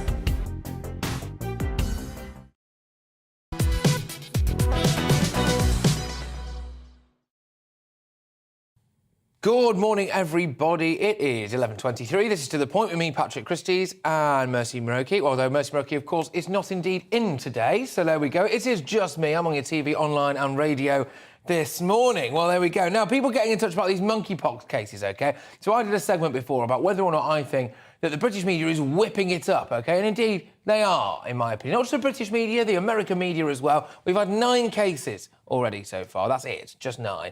And everywhere you look now, monkeypox, monkeypox, monkeypox. And people keep banging on about it. A lot of people saying that they are not particularly scared of monkeypox, and that actually, indeed, if there was ever some kind of monkeypox-based lockdown, that they wouldn't actually adhere to it. Although, to be fair, it does look a lot more severe than the coronavirus. But there we go. Lots of you also getting in touch about Partygate, essentially saying you're glad it's over now. If you are just joining us, of course, it was the culmination, really, of a lot of the police report. £460,000 of your money, our money, was spent on investigating whether or not anything really had been a bit rum, for want of a better phrase, in Downing Street. And, of course, it was. The Prime Minister got one fine, OK? There were several other people fined as well. One person apparently got several fines, so they were at least having a very good time. Do you reckon it's like when you're at school and there's always that one person that you just blame it all on? And everyone's just gone, yeah, no, Barry, yeah, it's Barry. Yeah, Barry did it all. It was all Barry. Anyway, but a lot of people are saying, look, actually, this is a bit nuts. We should not have wasted this amount of money and this amount of police resources, 12 dedicated police officers to this. During the same period of time, of course, there was also several 100,000 crimes committed in London, 3,000 rapes, and the conviction rate was down 25% on the previous year. So let us know what you think. GBViews at gbnews.uk. Personally, I'm glad that hopefully, anyway, this is all behind us now and the politicians can focus on politics. But anyway, moving on from that. A 21-year-old Russian soldier is on trial for war crimes after he shot and killed a 62-year-old Ukrainian civilian outside his home.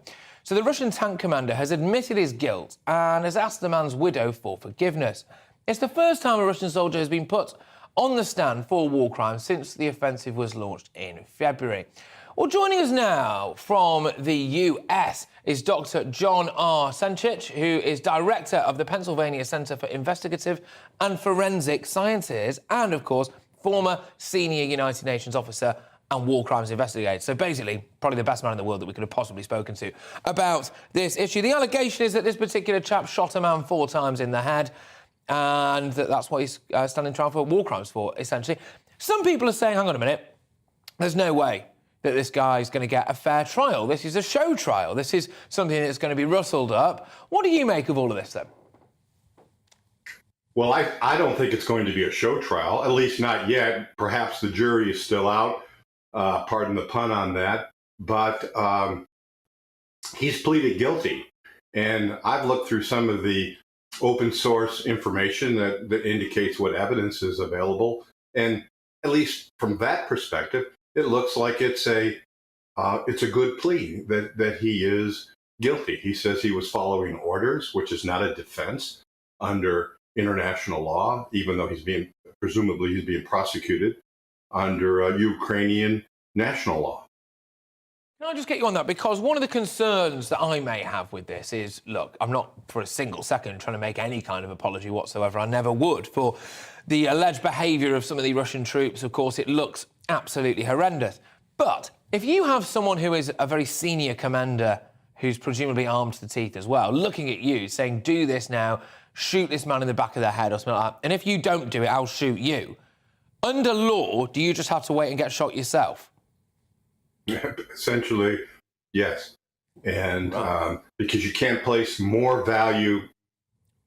I mean, that's the law in England or in the United Kingdom. It's the law in the United States and the law in most jurisdictions. And it's the law under international law that you can't place more value on your life than that of an innocent person.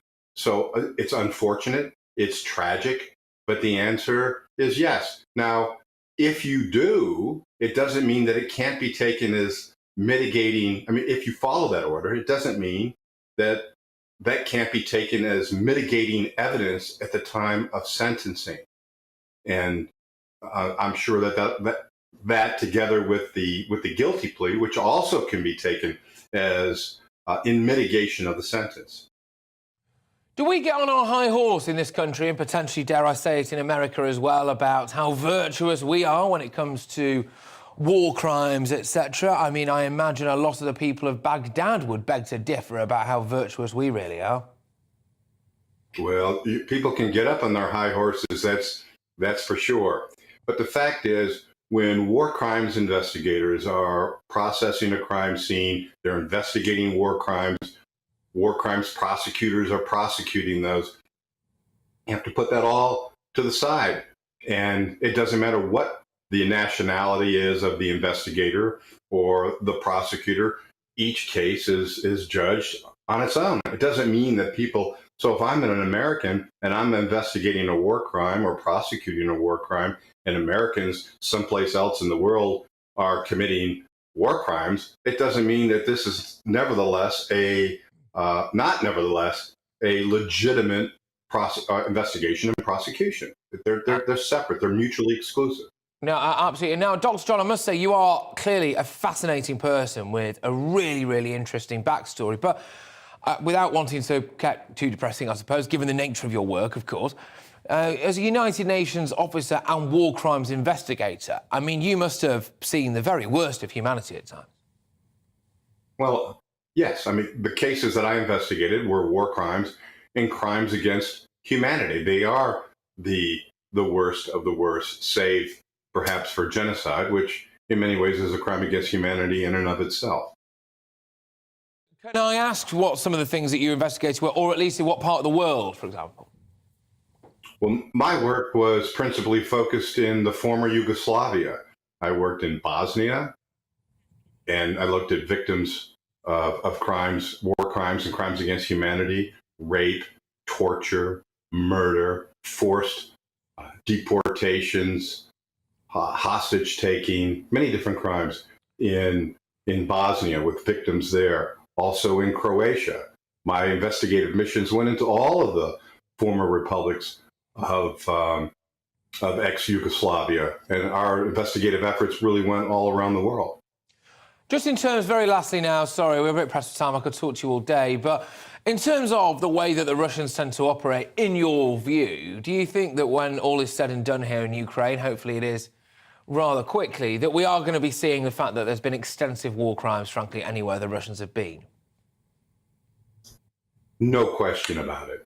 There are extensive war crimes. I take the position that the moment that the Russians illegally entered Ukraine, in and of itself, was the crime of aggression. I understand that that crime can't be prosecuted by the International Criminal Court, but that doesn't mean that the crime wasn't committed.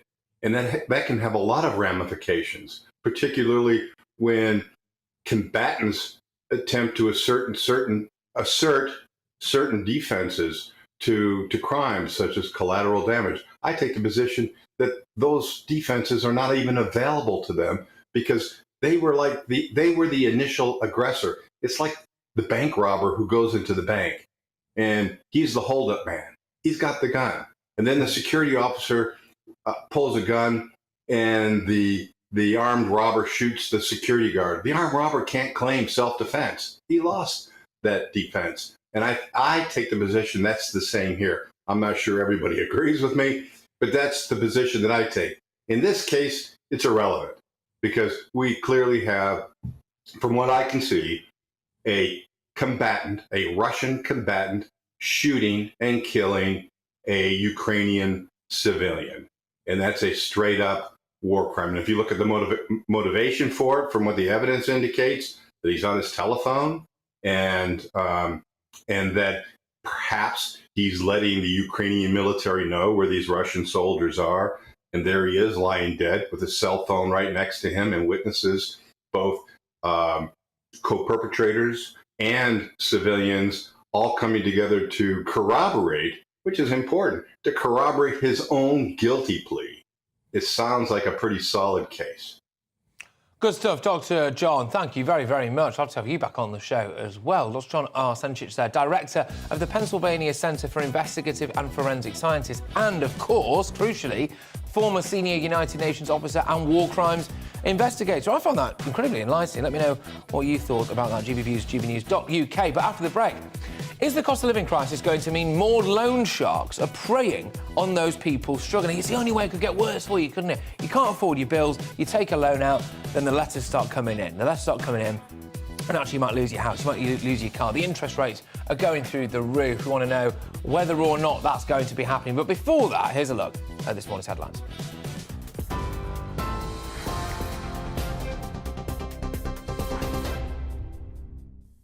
Thanks, Patrick. It's 11:33. I'm Rhiannon Jones in the GB newsroom. Senior figures involved in Downing Street parties held during lockdown could be named in Sue Gray's report, expected to be published in the coming days. The Prime Minister has vowed to shake up Number 10 over the COVID-breaching gatherings. Moscow's reporting almost 2,000 Ukrainian fighters who've been defending the Azovstal steel plant in Mariupol have surrendered. Some have arrived in a Russian-controlled town near Donetsk. The UK Ministry of Defence says once the southern port city has been secured by Kremlin's forces, it's likely they'll move to reinforce operations in the Donbass region. The US House Speaker says it's deeply concerning that the UK government's seeking to discard the Northern Ireland Protocol. Nancy Pelosi says Congress won't support a free trade agreement with the UK if it undermines the Good Friday Agreement. The Chancellor and his wife have made the Sunday Times Rich List for the first time as Russian billionaires tumble down the rankings. Rishi Sunak and Akshata Murthy have appeared at number 222 on the list with their joint £730 million fortune. The UK's retail sector saw a 1.4% rise in sales in April. That's according to the Office for National Statistics. That follows a drop of 1.2% in March. Sales of alcohol, tobacco and summer clothes drove the increase. That's despite many shops being forced to put their prices up. And 8 new cities have been created as part of the celebrations for the Queen's Platinum Jubilee taking place in 2 weeks' time.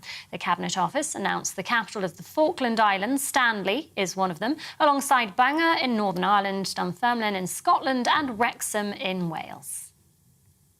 TV online and DAB+ radio, this is GB News.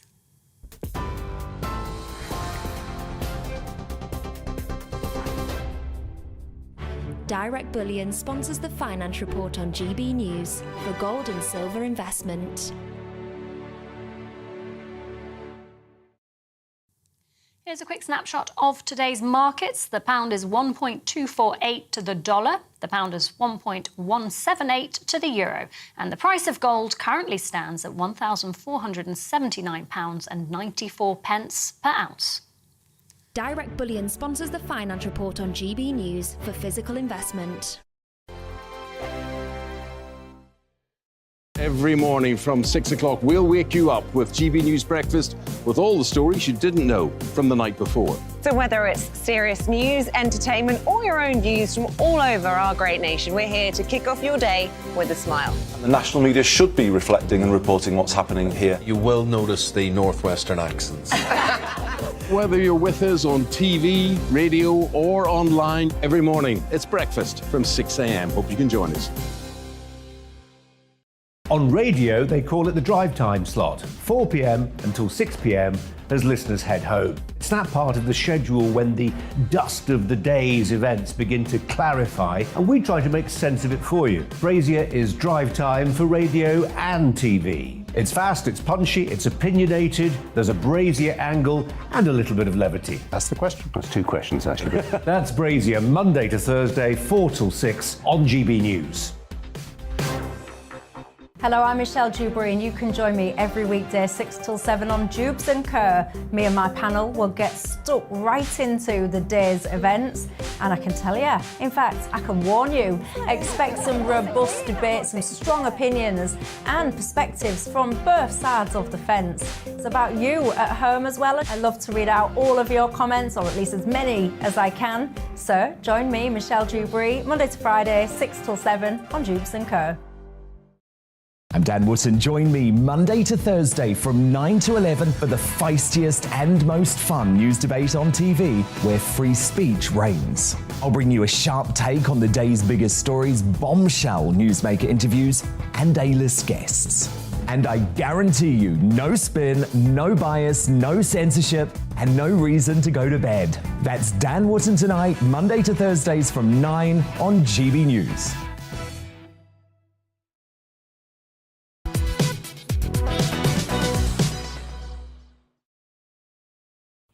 Yes, morning everybody. Hardly any time to come up for air in this show so far, is there? It's already 11:38 and this is To The Point with me, Patrick Christie's, on GB News, live on your TV, online and radio this morning. Thank you everyone who's been getting in touch with me throughout the show. Keep those views coming in, gbviews@gbnews.uk. We really do care about what you have to say. Why, you may be asking? Well, because we're the people's channel. And now, turning to the cost of living, which, let's be honest, affects all of you lovely, lovely people, the financial squeeze continues to have a big impact in Britain, with many people worried about falling into debt. With inflation hitting a 40-year high of 9% and gas, energy and electric prices continuing to pinch our pockets, what could this mean if we can't pay the bills? What if we just can't repay our debts? Money loan or money shark websites, loan shark websites, I suppose, can seem like a good idea for a bit of quick cash. I know a lot of people who have done that in the past. But missing payments could land yourself in a constant spiral of owing money that you can't pay back. So for today's The Controversy feature, will loan sharks try to take advantage of people throughout the cost of living crisis? And who better to go to than the one and only Helen Judy, consumer champion at The Complaining Cow, which I love that name, by the way, a money and consumer expert. Welcome to the programme. How are you? I'm fine, thank you. Yourself? Yeah, I'm very well. Look, I am genuinely concerned. This is no faux concern here. I'm concerned for the wider British population. A lot of people can't pay at the moment, just cannot pay bills, etc., etc. So they think maybe the option is to go to a loan shark. And, you know, is that an option? No, don't do it. Right. The loan sharks are not licensed. OK. So it's actually illegal. And if people are really needing money, then the best thing they can do is go to their local Citizens Advice Bureau, because not only will they help them with their debts, they'll also find out if they're entitled to any benefits. So they've got the double side there. And if they're already using a loan shark, then the best thing to do is to get onto the illegal money lending team, who will go after the loan sharks because it is illegal. OK. And what kind of things do you see people do? Because I was thinking more as well, you remember the old adverts for things like Wonga and all of this stuff, you know, and the interest rates and all the... I mean, that's quite shocking stuff, isn't it? What can go on there? It is, and you just need to look at whether people are regulated by the Financial Conduct Authority. But the fact that they are such high rates, there are better alternatives out there. And in fact, they are preying on the people who can least afford it. And if you miss payments, there are always going to be penalties. But the actual loan sharks just don't touch. OK, all right. No, I think that's a really, really interesting one, actually, as well, because I know a lot of people, I don't know if you're watching at home or listening at home, of course, as well, who maybe you've been tempted to use these or had friends who've used them, and you can find yourself very, very suddenly slipping into a cycle, can't you, of essentially disaster. And what is the ultimate thing here? Can they end up coming around, you getting knocks on the doors from, you know, blokes with tattoos on their face saying, we're going to take your car off you? Is that how it works? Well, the thing is, the loan shark, they're illegal. So if they are doing that, then they're breaking the law. Right. So the first thing to do is to contact the lending team, because you have done nothing wrong in going to the loan shark. They will tell you, that the lending team, actually the majority of people that use loan sharks actually know the sharks, because they prey on people that, you know, sort of communities. They know where they're going. Yeah. So it's very much a case of actually just reporting it to them. And since 2004, they've actually had £87 million written off for people. Goodness gracious me. So, wow. And helped 30,000 people get their well, this is incredible. And look, I don't know if you will know the answers to this, but if I just hypothetically just couldn't pay my water bill or couldn't pay my energy bill, what happens there, really? What kind of things should I be doing? You have to remember that the energy bills are called priority bills, so they are your first bills. So get onto your energy company and find out if you can get onto a payment plan. If you're on the best deal they can give you. I mean, there's obviously very little out there at the moment. Yeah. But certainly, as I say again, go to the local Citizens Advice Bureau, because not only will they help you plan, they will also see if you're linked to any other benefits that you can get. And there's also the national debt line that can also help you. So it's about going out there and get the specialist help from the people who know what they're doing. So there are a lot of avenues out there, because really the ultimate impact on this can be a huge, huge, huge toll on your mental health, can't it? I mean, money worries are probably, I would say, one of the leading causes of mental health issues in the country, probably, I would have thought. Absolutely. And we're seeing, you know, we had a mental health crisis in the country before COVID. COVID made it even worse. And, of course, the cost of living is making it even worse. We need to see millions, if not billions, pumped into mental health, because it's just outrageous what's happening out there at the moment. No, exactly. And obviously, I'm keen to point people in your direction as well, frankly, really, with this. So just explain, you know, the complaining cow to me. Well, that's me. So I do mainly consumer rights. So I do some sort of saving money tips, but I can certainly on my site, I will signpost people to the best places. I think that's also what sort of consumer champions are there to do. Yeah. Is to actually, OK, we specialise in this, but we will signpost you to where the best places are, which are, you know, like Citizens Advice and places like that, who can actually specialise in things. But I do a lot of consumer rights. And do you get a lot of satisfaction out of it? Because ultimately you're helping people, really. That's it, isn't it?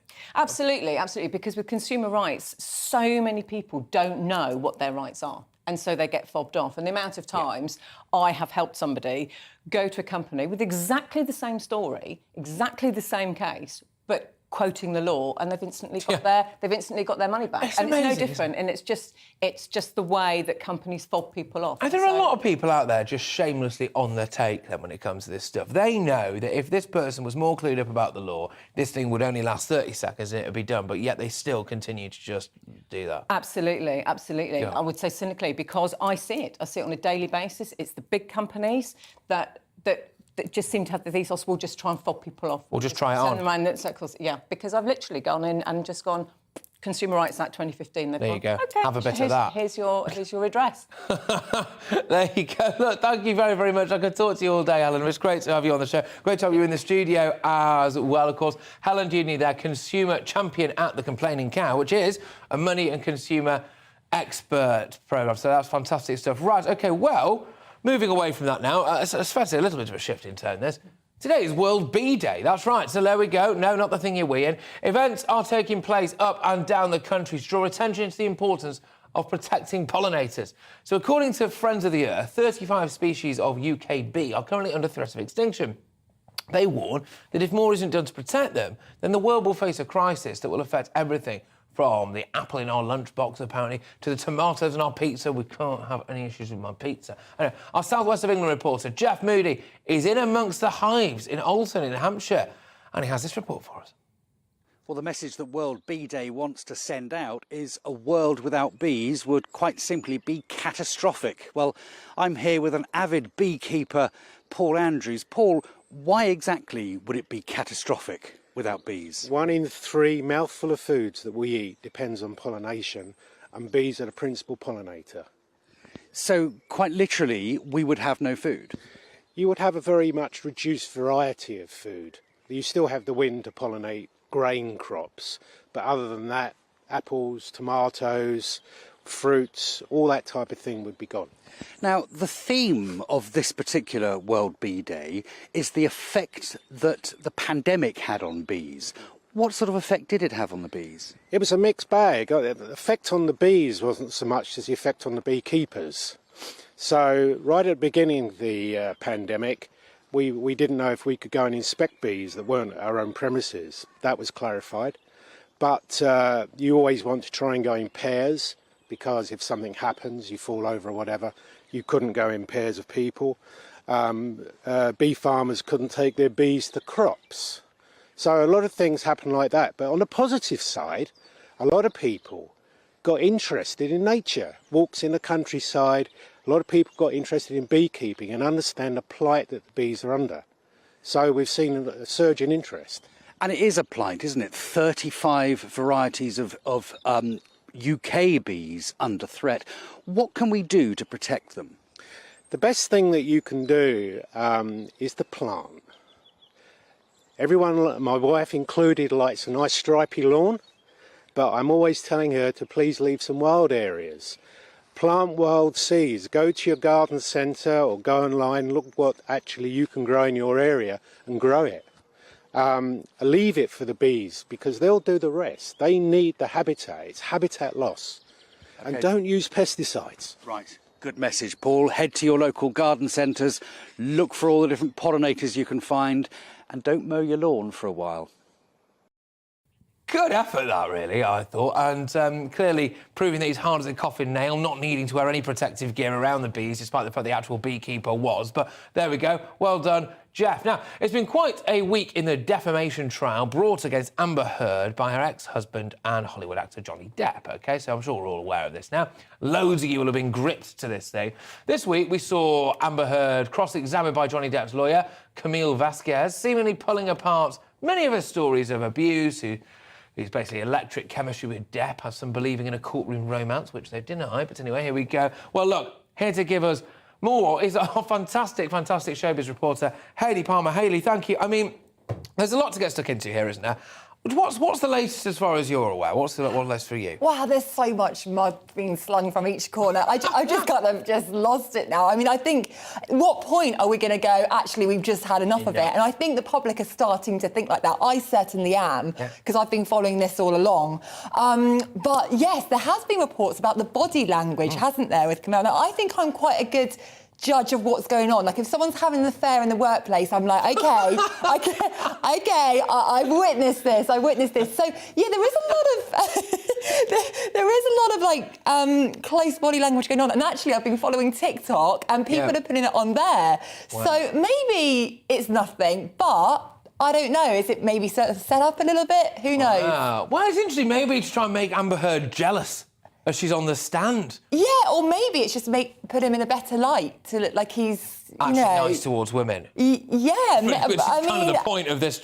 I mean, she was actually questioned by TMZ about it, and she just laughed it off. Right. So I guess we'll never know. But you know what? Anything can happen. It's literally like watching a soap opera, isn't it? So yeah. I mean, I've said it from the beginning. There will be no winners at the end of this. OK, well, apart from the lawyers, maybe in terms of the money that you imagine they'll be getting. But look, I don't really believe Amber Heard's come across particularly well from what I've seen in this so far. Johnny Depp, clearly, the nature of some of the allegations made against him are pretty damaging, right? I mean, how do you think people will emerge from this? Do you think there's any chance of either of them continuing to work again, having a career or anything? I think it's so bad for both of their careers, don't you? I mean, I just don't know how they're both going to recover from this. I mean, you know, I'm a big fan of Johnny Depp, and I can't believe, like, what I'm reading every day. And I think that, as a general public, that's what we're thinking. So, yeah, watch this space, I guess. But I am getting to the point where I am a little bit bored of it now. Absolutely. And I don't want to go too off-piece here, don't worry, but it's got certain parallels to me with the Wagatha Christie trial that's been taking place. Both, you could argue, things that didn't need to go anywhere near a courtroom, OK? And that's an interesting one, because, I mean, in the WAG world, right, Colleen and Rebecca Varney, I mean, they're never going to talk again, are they? No, definitely not. And like you say, I think the fact that it actually went to court, that should never have happened. They should have gone, do you know what? Let's go to the Ivy, let's order some champagne, let's talk it out. Yeah. And let's never actually, after we've talked about it, you know, speak again. Let's talk about something else, right? Because I'm looking at this all day about Tom Cruise's face. I think people who are watching the telly now can see. There we go, sorry. Staring at me the whole time. And it was the Top Gun premiere. We were talking a little chat about this off air, actually, weren't we? I'm yet to see the original. Patrick, where have you been? Yeah, I know. Surely you're old enough. I've not seen it. I had to do a thing where I had to land a plane for Challenge Christie's the other week, and I was told to make as many Top Gun references as I could about it, and I've never seen the film. But I know, all I kept saying was I feel the need for speed, and then just that was it. But so seriously, was it any good?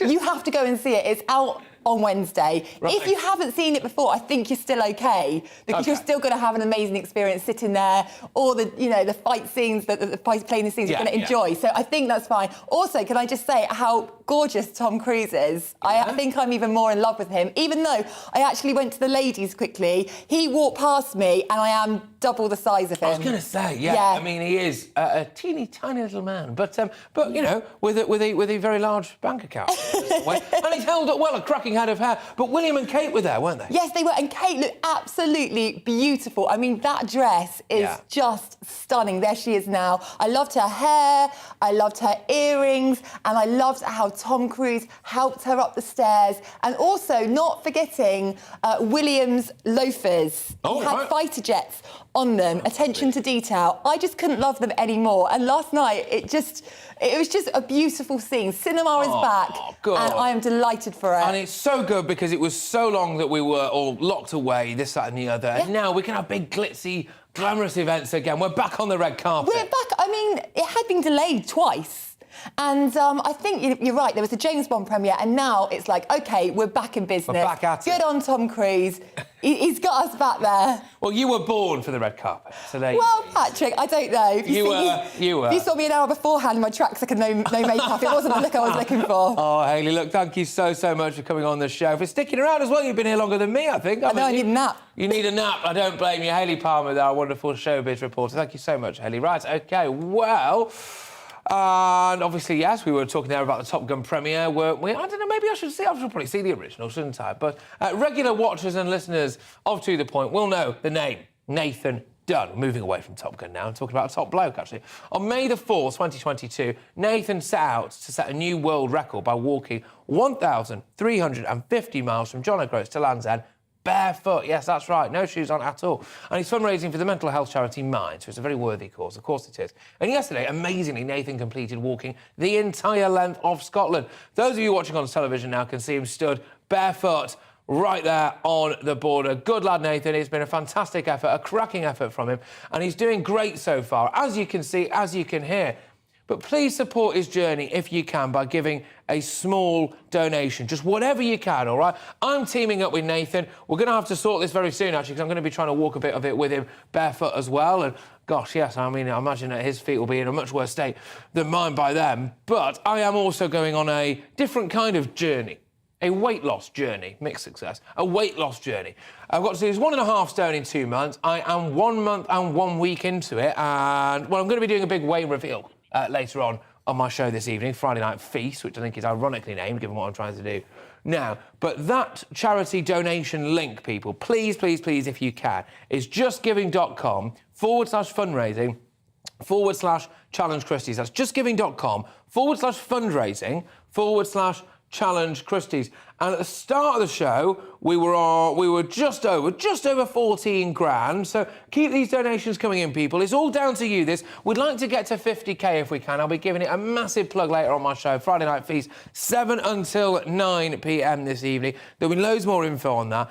And, of course, there will be another Challenge Christie's as well, which, let me be honest with you are not going to want to miss. But thank you very much. That's it from here To The Point for this week, of course. Yes, again, I will be back later. Friday Night Feast, 7 till 9 p.m. But don't go away, because up next is The Briefing with Tom Harwood. Don't you dare miss that, eh?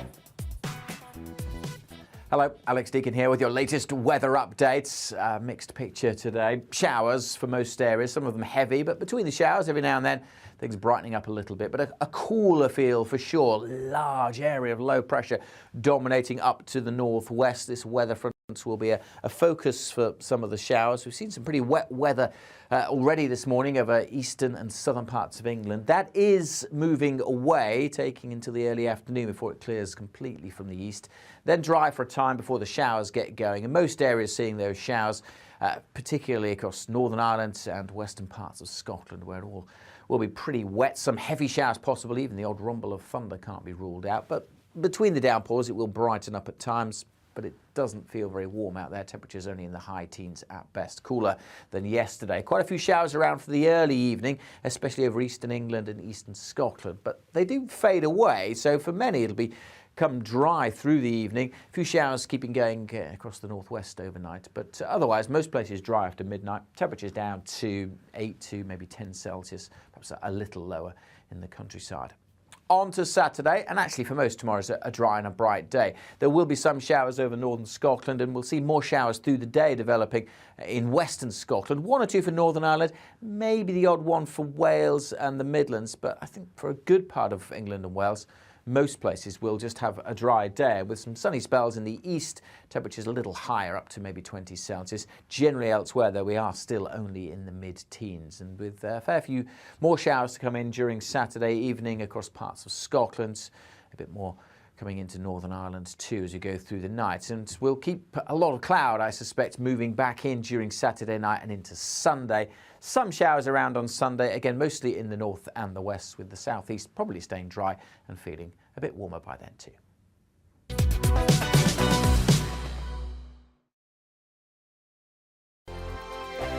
Every morning from 6 o'clock, we'll wake you up with GB News Breakfast with all the stories you didn't know from the night before. So whether it's serious news, entertainment, or your own views from all over our great nation, we're here to kick off your day with a smile. The national media should be reflecting and reporting what's happening here. You will notice the northwestern accents.